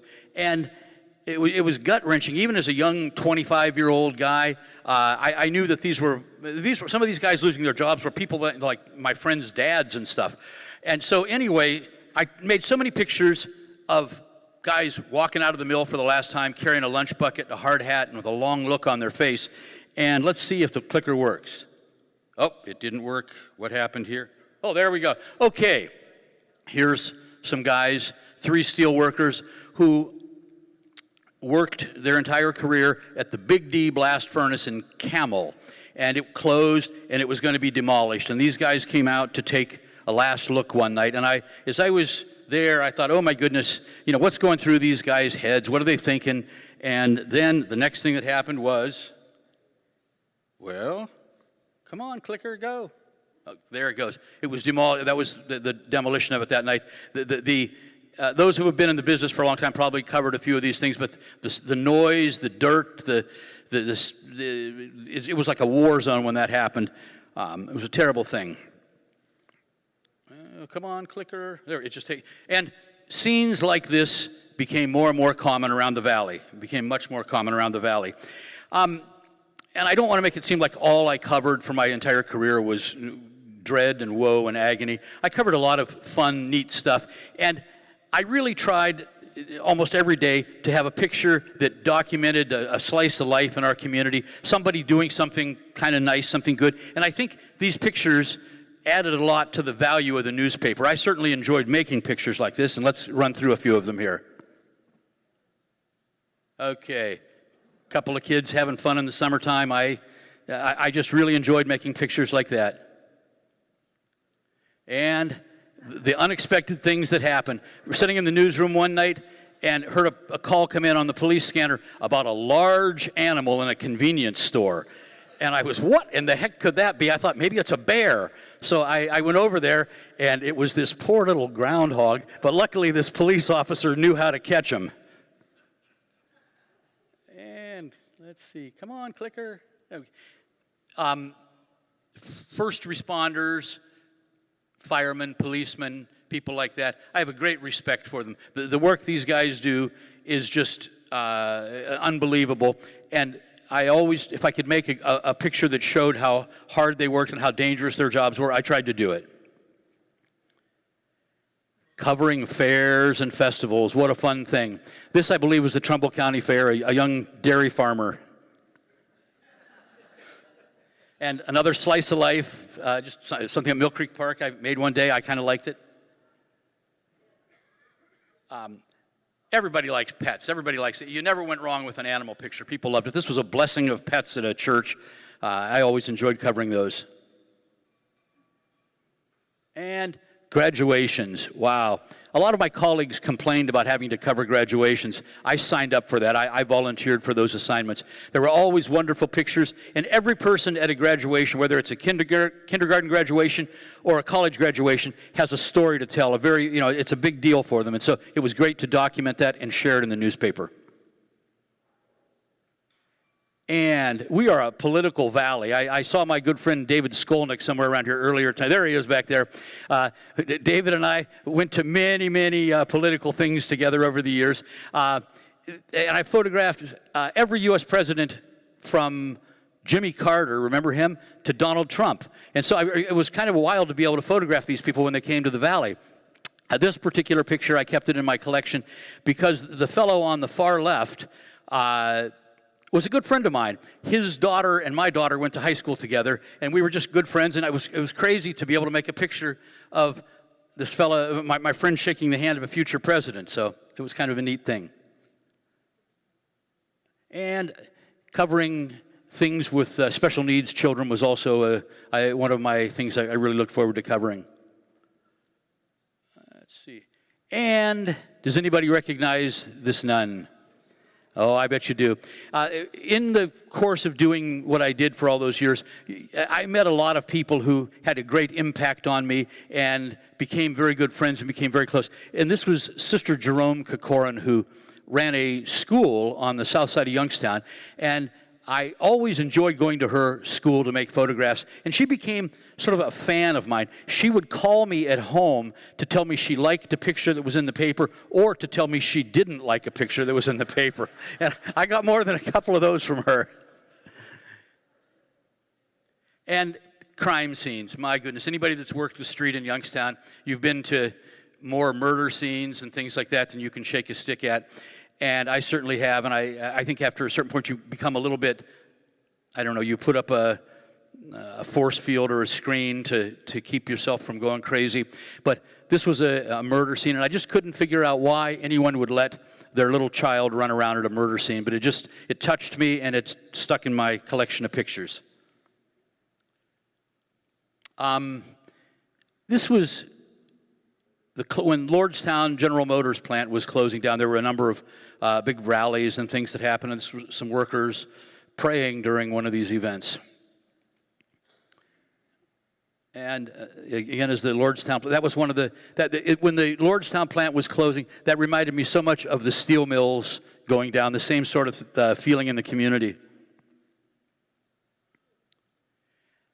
And sports. We are a sports community. If I were the benevolent dictator of all things newspapers, sports would go on the front and the rest of the stuff would get buried inside. That'd be the way I do it, but I'm not. So sports goes on the sports section. But over the 41 years that I worked doing this, most Friday nights during the fall, I was on the sidelines somewhere in the Mahoning Valley photographing high school football. It's just high school football and high school sports in general are just a wonderful thing, and it's great to watch these guys compete. And covering sports was, again, I was able to, people, you recognize Kelly Pavlik. I was able to photograph him through as his career was going up and as it sort of waned at the end. This was a ringside shot at, I believe, a fight in Las Vegas. And the end of the story. We come kind of to the end of my story in the newspaper game. These people, this was the Vindicator newsroom on election night, November 2016. Somebody, it might have even been Mr. Sweetwood over here, had the great idea that we should do a group photo, a team photo. So we all gathered around that night, and I remember I stood on Ernie Brown's desk to take this picture. But I look at these people, and I just have some wonderful, wonderful memories, and I think I spent more time with some of these folks than I did with my family.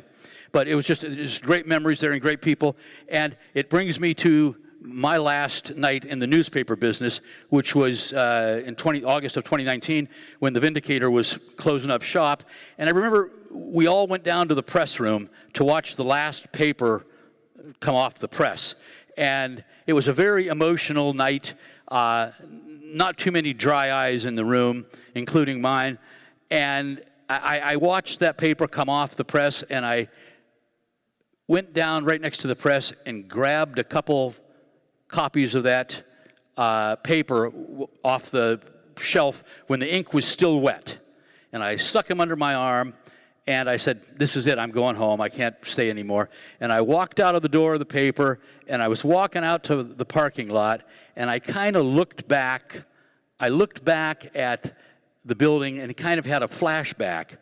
And I had a flashback. Well, we had the paper right there. And then I looked back at the building, and I had a flashback to these three gentlemen. And I just said, wow, I was kind of like them. Their career was gone, and mine was over then. But it was one heck of a ride, and I thank the Youngstown Press Club for nominating me for this award, and thanks to all of you who came out tonight. Thank you much.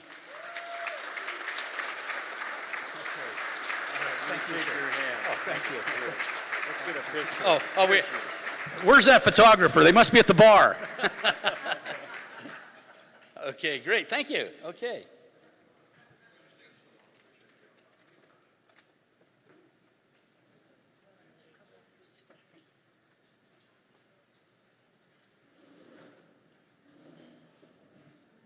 Good evening. First, I want to tell Mona Alexander that I always watched your stories. And I always learned from you, and you beat me quite a few times. And I remember that. It's great to be with everybody here tonight and all these wonderful journalists. And Lisa, oh wow. I had forgotten much of what you told us tonight. Thank you for reminding me. Nick Rich is a consummate visual storyteller whose craft and longevity is unmatched today in local broadcast journalism.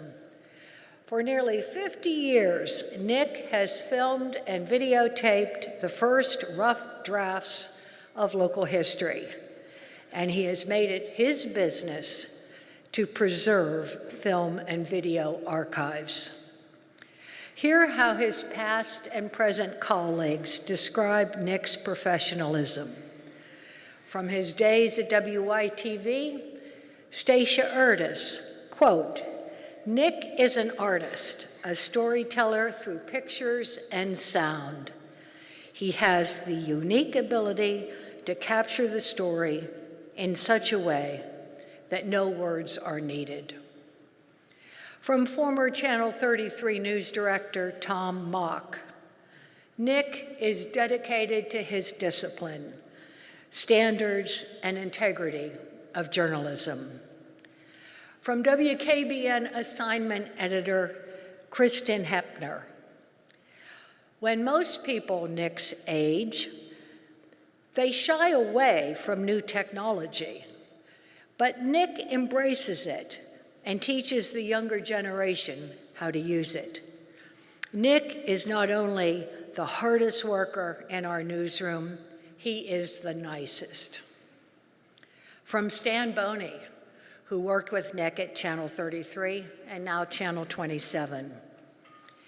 In a business filled with anxiety and tension, Nick rarely gets rattled. If Nick says something is a problem, it is a problem. I was the reporter accompanying Nick on his first day of work at Channel 33.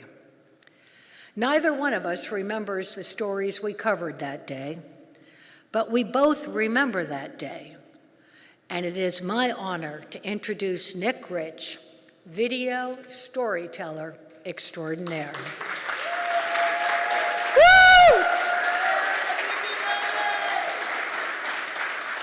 Get a picture of you and Nick here. Okay, where am I supposed to go? Here. How about that?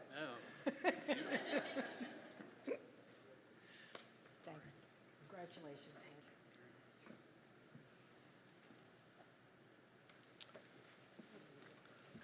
All right, I guess I can just say thank you and good night after that. Let me take these off, I think. Okay. Thank you, Andrea, for that tremendous introduction. Andrea was the first reporter I worked with, and for a new photographer, that was a great way to start. I worked with Andrea on her 1979 documentary about the disappearance of Joanne Coughlin, and that story is still being viewed on WKBN.com. Hopefully someday that case will get solved. I'd like to thank my friends, colleagues, and family, including someone many of you may know, my uncle, Dr. Lou Zona, director of the Butler, for being here tonight. I also would like to thank the Youngstown Press Club for recognizing me with this award. I like to think my photojournalism career started in the 6th grade when Sister John Berkman at St. Vitus School in Newcastle handed me a Kodak Brownie camera and ordered me to take some photos of my classmates in front of the St. Vitus statue for the 1962 yearbook. After seeing the photos published, I was pretty well hooked on this profession. I started my professional career in 1975 at WYTV, and since 2007, I've been proud to be working at WKBN. Technology has truly transformed the craft over the years. I started in the era of news film, and editing was done using a splicer and tape. Next came videotape, and now everything is digital, and the speed and quality make the digital age the best. Throughout these past decades, I've covered most news events in the Mahoning and Shenango Valleys. I've collaborated with many talented reporters, including Denny Brand, Stacia Erdis, Tom Mock, Amy Radenovic, Peggy Sinkovich, Stan Boney, Len Rome, Jerry Ricciuti, Dave Sess, and currently I work with Nadine Grimley, another outstanding journalist. Here are some of the observations from my work over the years to give you some idea of why I find photojournalism so rewarding. I recall covering the closings of the steel mills, beginning with Black Monday in 1977. Thousands of jobs in the valley were lost, and at one point the unemployment rate hit almost 25%. The heartbreaking stories of people losing their houses and going bankrupt is something I will never forget. I covered a lot of the organized crime and political corruption stories with Denny Brand and Andrea Wood, including both Jim Trafficant trials. At the first one in 1983, Trafficant, who always defended himself, came up to me and said, "You look like a regular guy. How do you think I'm doing?" I had to be honest and said, "Not so good. I think you could lose." He looked at me with a little smile and walked into the courthouse. I was wrong. He was found not guilty at that first trial. I was on the Midway with Len Rome covering the Idora Park fire in 1984. I can still see the huge flames and the firefighters trying their best to put it out. And I was just getting into work when the fire started at the Idora Park Ballroom in 2001. Now, I really enjoy doing stories on individuals or organizations in need of assistance. One example, last year, Nadine and I did a story on the Warren family mission needing a new roof. Now, I don't have to tell anyone here how important the mission is to a lot of people in Trumbull County. We aired this story on the WKBN newscast, and the very next morning, the mission called Nadine to say they got a donation of $80,000 for the new roof. A local trucking company saw the story on the news and delivered the check the next day. It's great to be part of something like that. And sometimes a great feature story has limited visuals, and in TV news, that's not good. Dave Sess and I had one such news story. In East Palestine, an 8-year-old boy got hungry for a McDonald's cheeseburger. So he got his 4-year-old sister and the keys to the family van and drove the 1.5 miles to McDonald's. Since we had no video or pictures of any of this, we got creative and mounted a GoPro camera on the windshield of the news car and recorded the street route of his trip. And then the police narrated how the boy obeyed all traffic laws and safely with all the stoplights and safely pulled up to the drive-through window. Dave Sess, who is a great storyteller, did a creative stand-up ordering a cheeseburger. The story came out great, and to date, it has almost 7 million video views on the WKBN websites. The boy told the police he learned how to drive watching YouTube videos. And that's a true story. And so that's an example of making something out of very little, which I really like to do. Now, inevitably over the years, you cover some well-known celebrities. Sometimes things don't go as you planned. In the 1990s, Nancy Lopez was teeing off at the LPGA tournament in Trumbull County. Now, I had my camera focused on her, and unbelievably, right when she was in her downswing, my pager went off. Beep, beep, beep. She appeared not to have been bothered by it, but the ball seemed to go a little to the left, and a golf official gave me a shoulder shrug and a mean look. That was quite embarrassing. And it's not every day you get scolded from the father of the hydrogen bomb, but I did. Edward Teller was giving a talk at Westminster College in the 1980s. He was in a dimly lighted lecture hall, and the cameras back then needed a lot of light. I turned on my big light, and about 30 seconds later, he looked at me with those famous bushy eyebrows and said, "Don't you think you have enough?" In which everyone in the lecture hall started cheering. Dave Thomas, the founder of Wendy's, was in Austintown opening the Route 46 restaurant, and he was cooking hamburgers and asked me what I wanted on mine. I like that memory. And I remember former WYTV News Director Tom Mock interviewing Edward D. Bartlow Sr. about his vision for a new industrial park for the Mahoning Valley.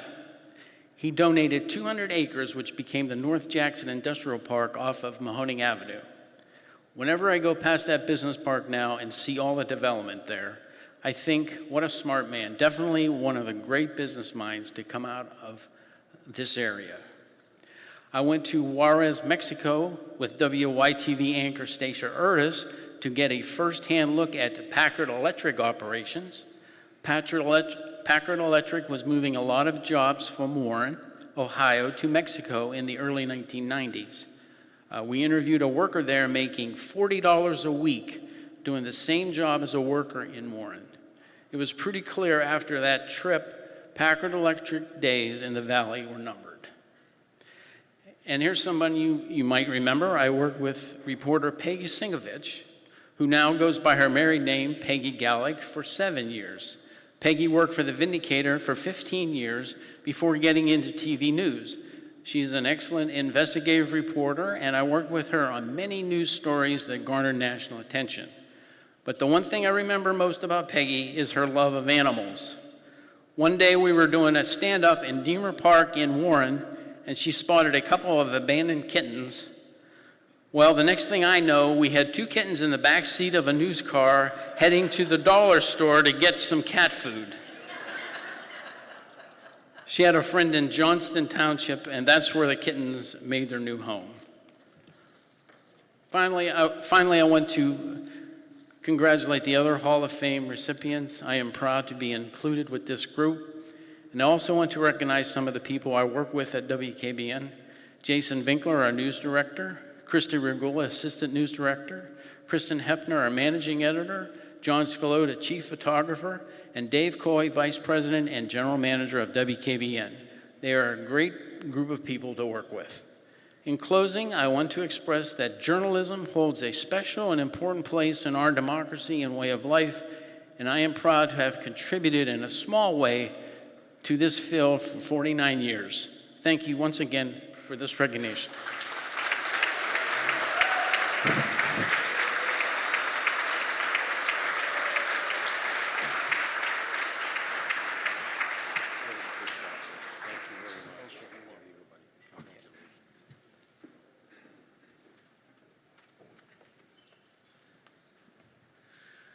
Is everyone having a good time?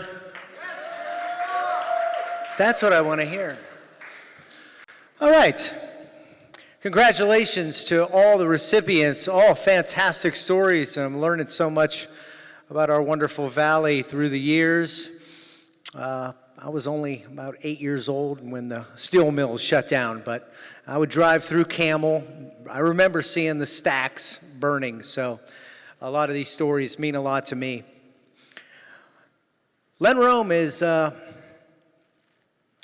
let's just put it this way. Len Rome, I don't know what all the fuss is about.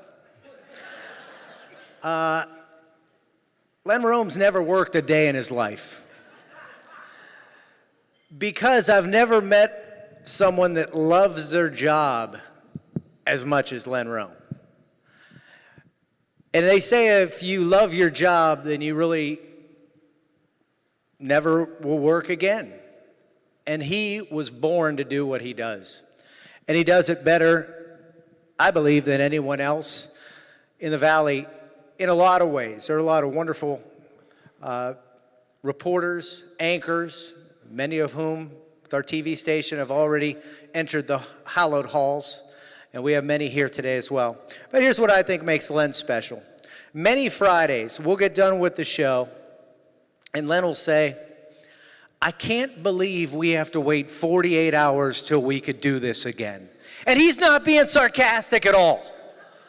He gets a little sad on Friday that he gets, but now he enjoys ballroom dancing, but you can only do that so much.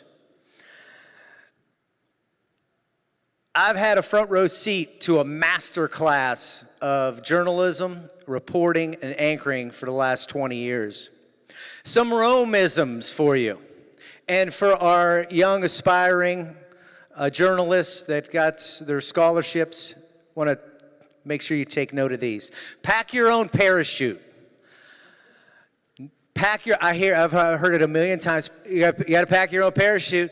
No one cares that Johnny, the new video guy, didn't edit the package. All they see is that you went to the package and it wasn't there, and Len Rome screwed up. Pack your own parachute. Double check people's work. That's you out there on TV, and you have no one to blame if it's messed up but yourself for not checking it. And that's why he still has paper scripts. Paper scripts. He prints out probably a ream of paper every day. And he always reminds us that it is a renewable resource and that we can recycle it. But he said, paper never fails me. Teleprompters do. Laptops sometimes lock up. Paper. Because he cares most about the viewer and the viewer's experience. Something that amazes me about Len is he's a showman. People have told me in the past, they said, you really brought Len Rome out of his shell. I said, Len Rome is a chameleon. When Len was on the 6 o'clock news, that's a different animal. This is morning television. We're waking people up. One of our big adages is, the news is sad. If we don't laugh, we'll cry. So let's laugh when we can. It's morning television. Let's try to wake people up and let's give them a little inspiration to get out of bed. But Len is a showman above everything. And we shared a stage. We did The Odd Couple a few years ago. He comes from a radio background. I come from a radio background. When we have a chance to have fun, we have fun. But Len's a showman. Sometimes when he's just trying to really draw the viewer into a story, he will let you think he's not reading off the teleprompter. And he'll be in a story and he'll look up as if he's thinking of a word. When the word's right there. And then he'll continue with the story. I mean, it's just the little things that he does through the years. Right to your video. That's another Lenism.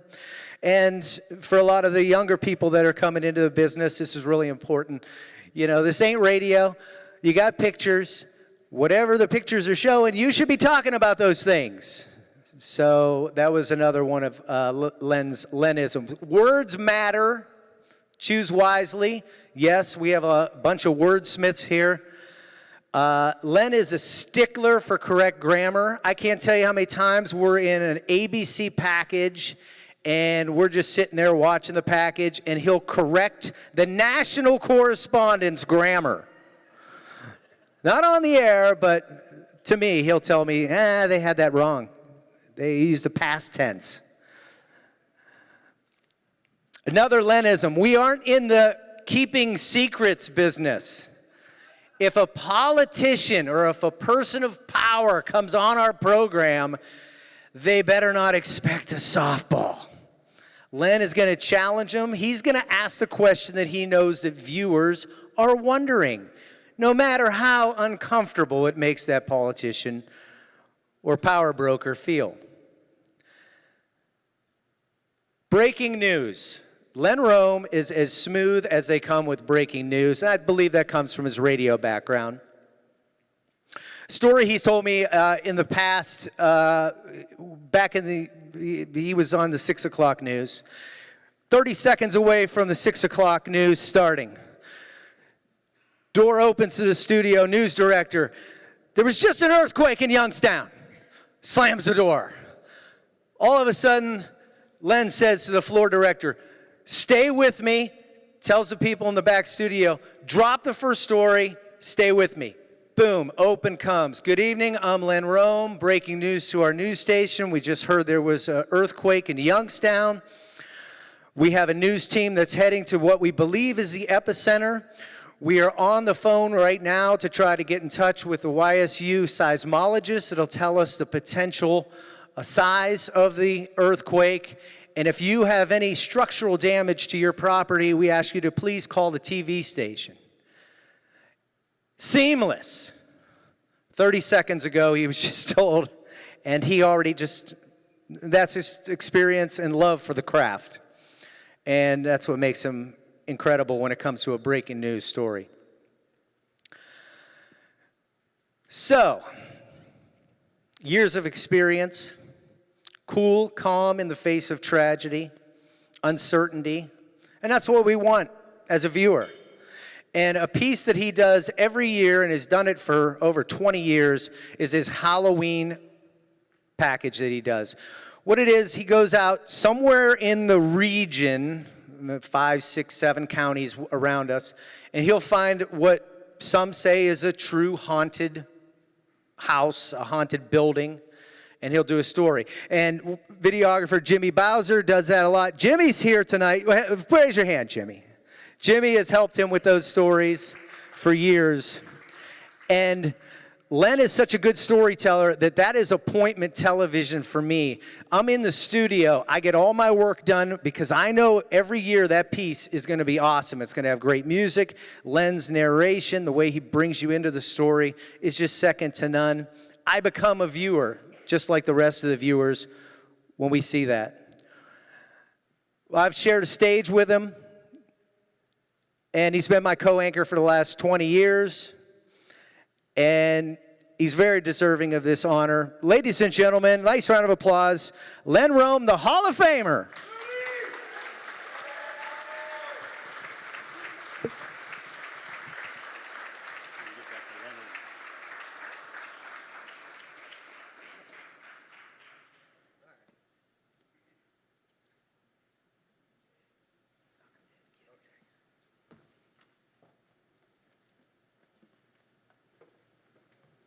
I'll get you for that. It's nice to see my old buddy Nick Rich, because we worked on so many stories together, so many series, and Halloween specials too before Jimmy Bowser. And it's good to see you get the award, Nick. You deserved it. You made me look good. It's not easy. It's really strange to be out here tonight to see friends and family sitting around these tables, and nobody's getting married, or nobody's dead, you know. And my mortician daughter, Kate, flies in from Chicago. Hi, Kate. And she says, Dad, when you get up to get this award, all you got to do is just put your hands on your hips and say, it's about damn time. But I won't do that. That would be rude. Okay. So, is it time to retire now? I get that a lot. People walk up to me and say, aren't you about due for retirement? A woman recognized me just the other day. That's him, detective, third from the left. And she called me Stan Boney. And I've been Stan Boney for years. I've pretty much given up on it. But I've learned recently that when Stan goes out to do a story in the evening, for the evening newscast, people walk up to him and say, I watch you every morning. You and that other goofball lowboy, you know. You're a great team, thank you. So I guess it's some measure of, revenge. Another thing I get a lot of is, I watched you growing up. I was in grade school and high school and college, and I raised a family, and here you are. And the people telling me this now are collecting Social Security. Whew. I mean, I go back a long, long way. I go back to the days of the late news director Jack Bowe and the eternally ageless, beautiful, extremely talented Andrea Wood. Yes, back on Channel 3, back in those days. And if Andrea had just stuck with it, she'd be up here today instead of me. Well, you already have one of these, don't you? Okay, never mind. It's all right. My first day on the job, Channel 33, August 1982. The FBI comes to arrest the sheriff of Mahoning County. My first day on the job working for Mona for a short time as her assignment manager. The FBI comes to arrest the sheriff of Mahoning County. Who remembers Phil Chance? My first day back on the job at Channel 33 to host the morning program, 9/11. hire that Lenny Rome character and disaster follows. Right? Or at least an interesting news day. You know, when I first heard I was up for this, the words of that great American philosopher Groucho Marx ran through my head. Gee, I don't know if I'd want to become a member of an organization that would have me as part of it, but I'll accept it. Humbly, thank you. So is it time to retire yet? No. You know, I think if I were to retire, I would go back to what I would consider my dream job, and that's radio. Got my start in radio in faraway Pittsburgh, Pennsylvania, and Moundsville, West Virginia. It was called Working Your Way Through College. And I would go back to, that would be my dream job, to retire, not to journalism, but just to play, the stacks of wax on the radio again. And this was years before television. Television in Erie, Pennsylvania, and Greenville, South Carolina, and Akron, Ohio, and Youngstown, Ohio. I moved so often, my mother thought I was on the run from the law. You move again? No, but this time I would go back, I think, to playing the oldies, which I really loved. I would go back to playing music from groups that I enjoyed and the music that I understood and grew up with so many years ago. I would play The Grateful We're Not Dead, Crosby, Stills, Nash, and Not So Young. Or there's another group I would play, anything they put out, Earth, Wind, and Fiber. But I have advice for those who might want to take my place. And you know who you are, the young ones. We call them FCYU, fuzzy-cheeked young upstarts. Okay. Your best newscast, your best show, your best production, your best is always the one coming up. And I'll leave you with this thought. The 4 stages of a career, because all careers go through 4 stages. Stage number 1, the news director gets this resume tape from this Len Rome getting out on the business. And he says,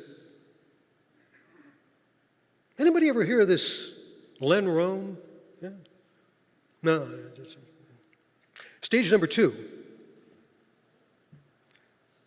get me Len Rome. Stage number 3, find me a young Len Rome. Stage number 4, anybody remember Len Rome? No? No, I think he was some guy before my time. Len! Hey, Len!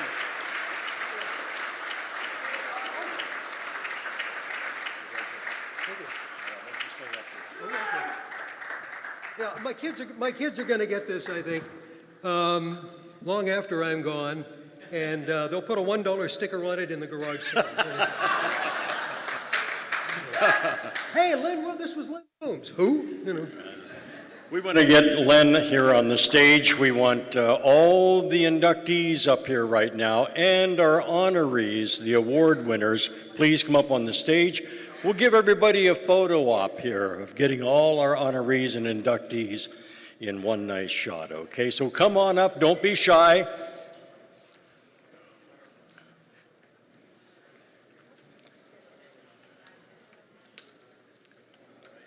Okay, we're doing good so far. Mona, come on up. Joanne.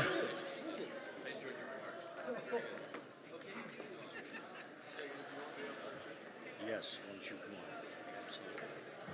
How are we going to do? Do I need to pose this picture for you? I can.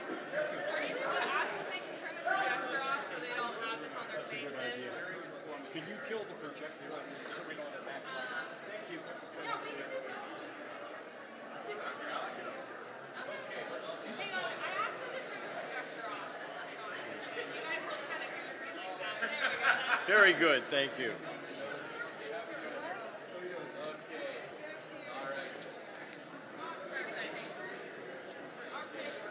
Okay, you can approach if you'd like to get a group shot here.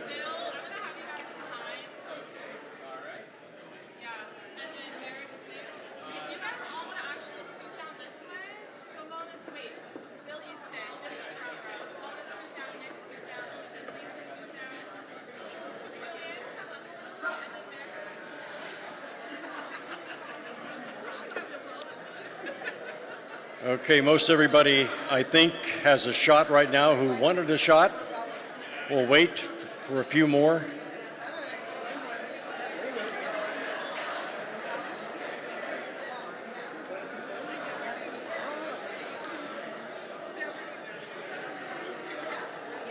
Ladies and gentlemen, we're proud to congratulate the Press Club of Youngstown's 2024 class Hall of Fame and award winners.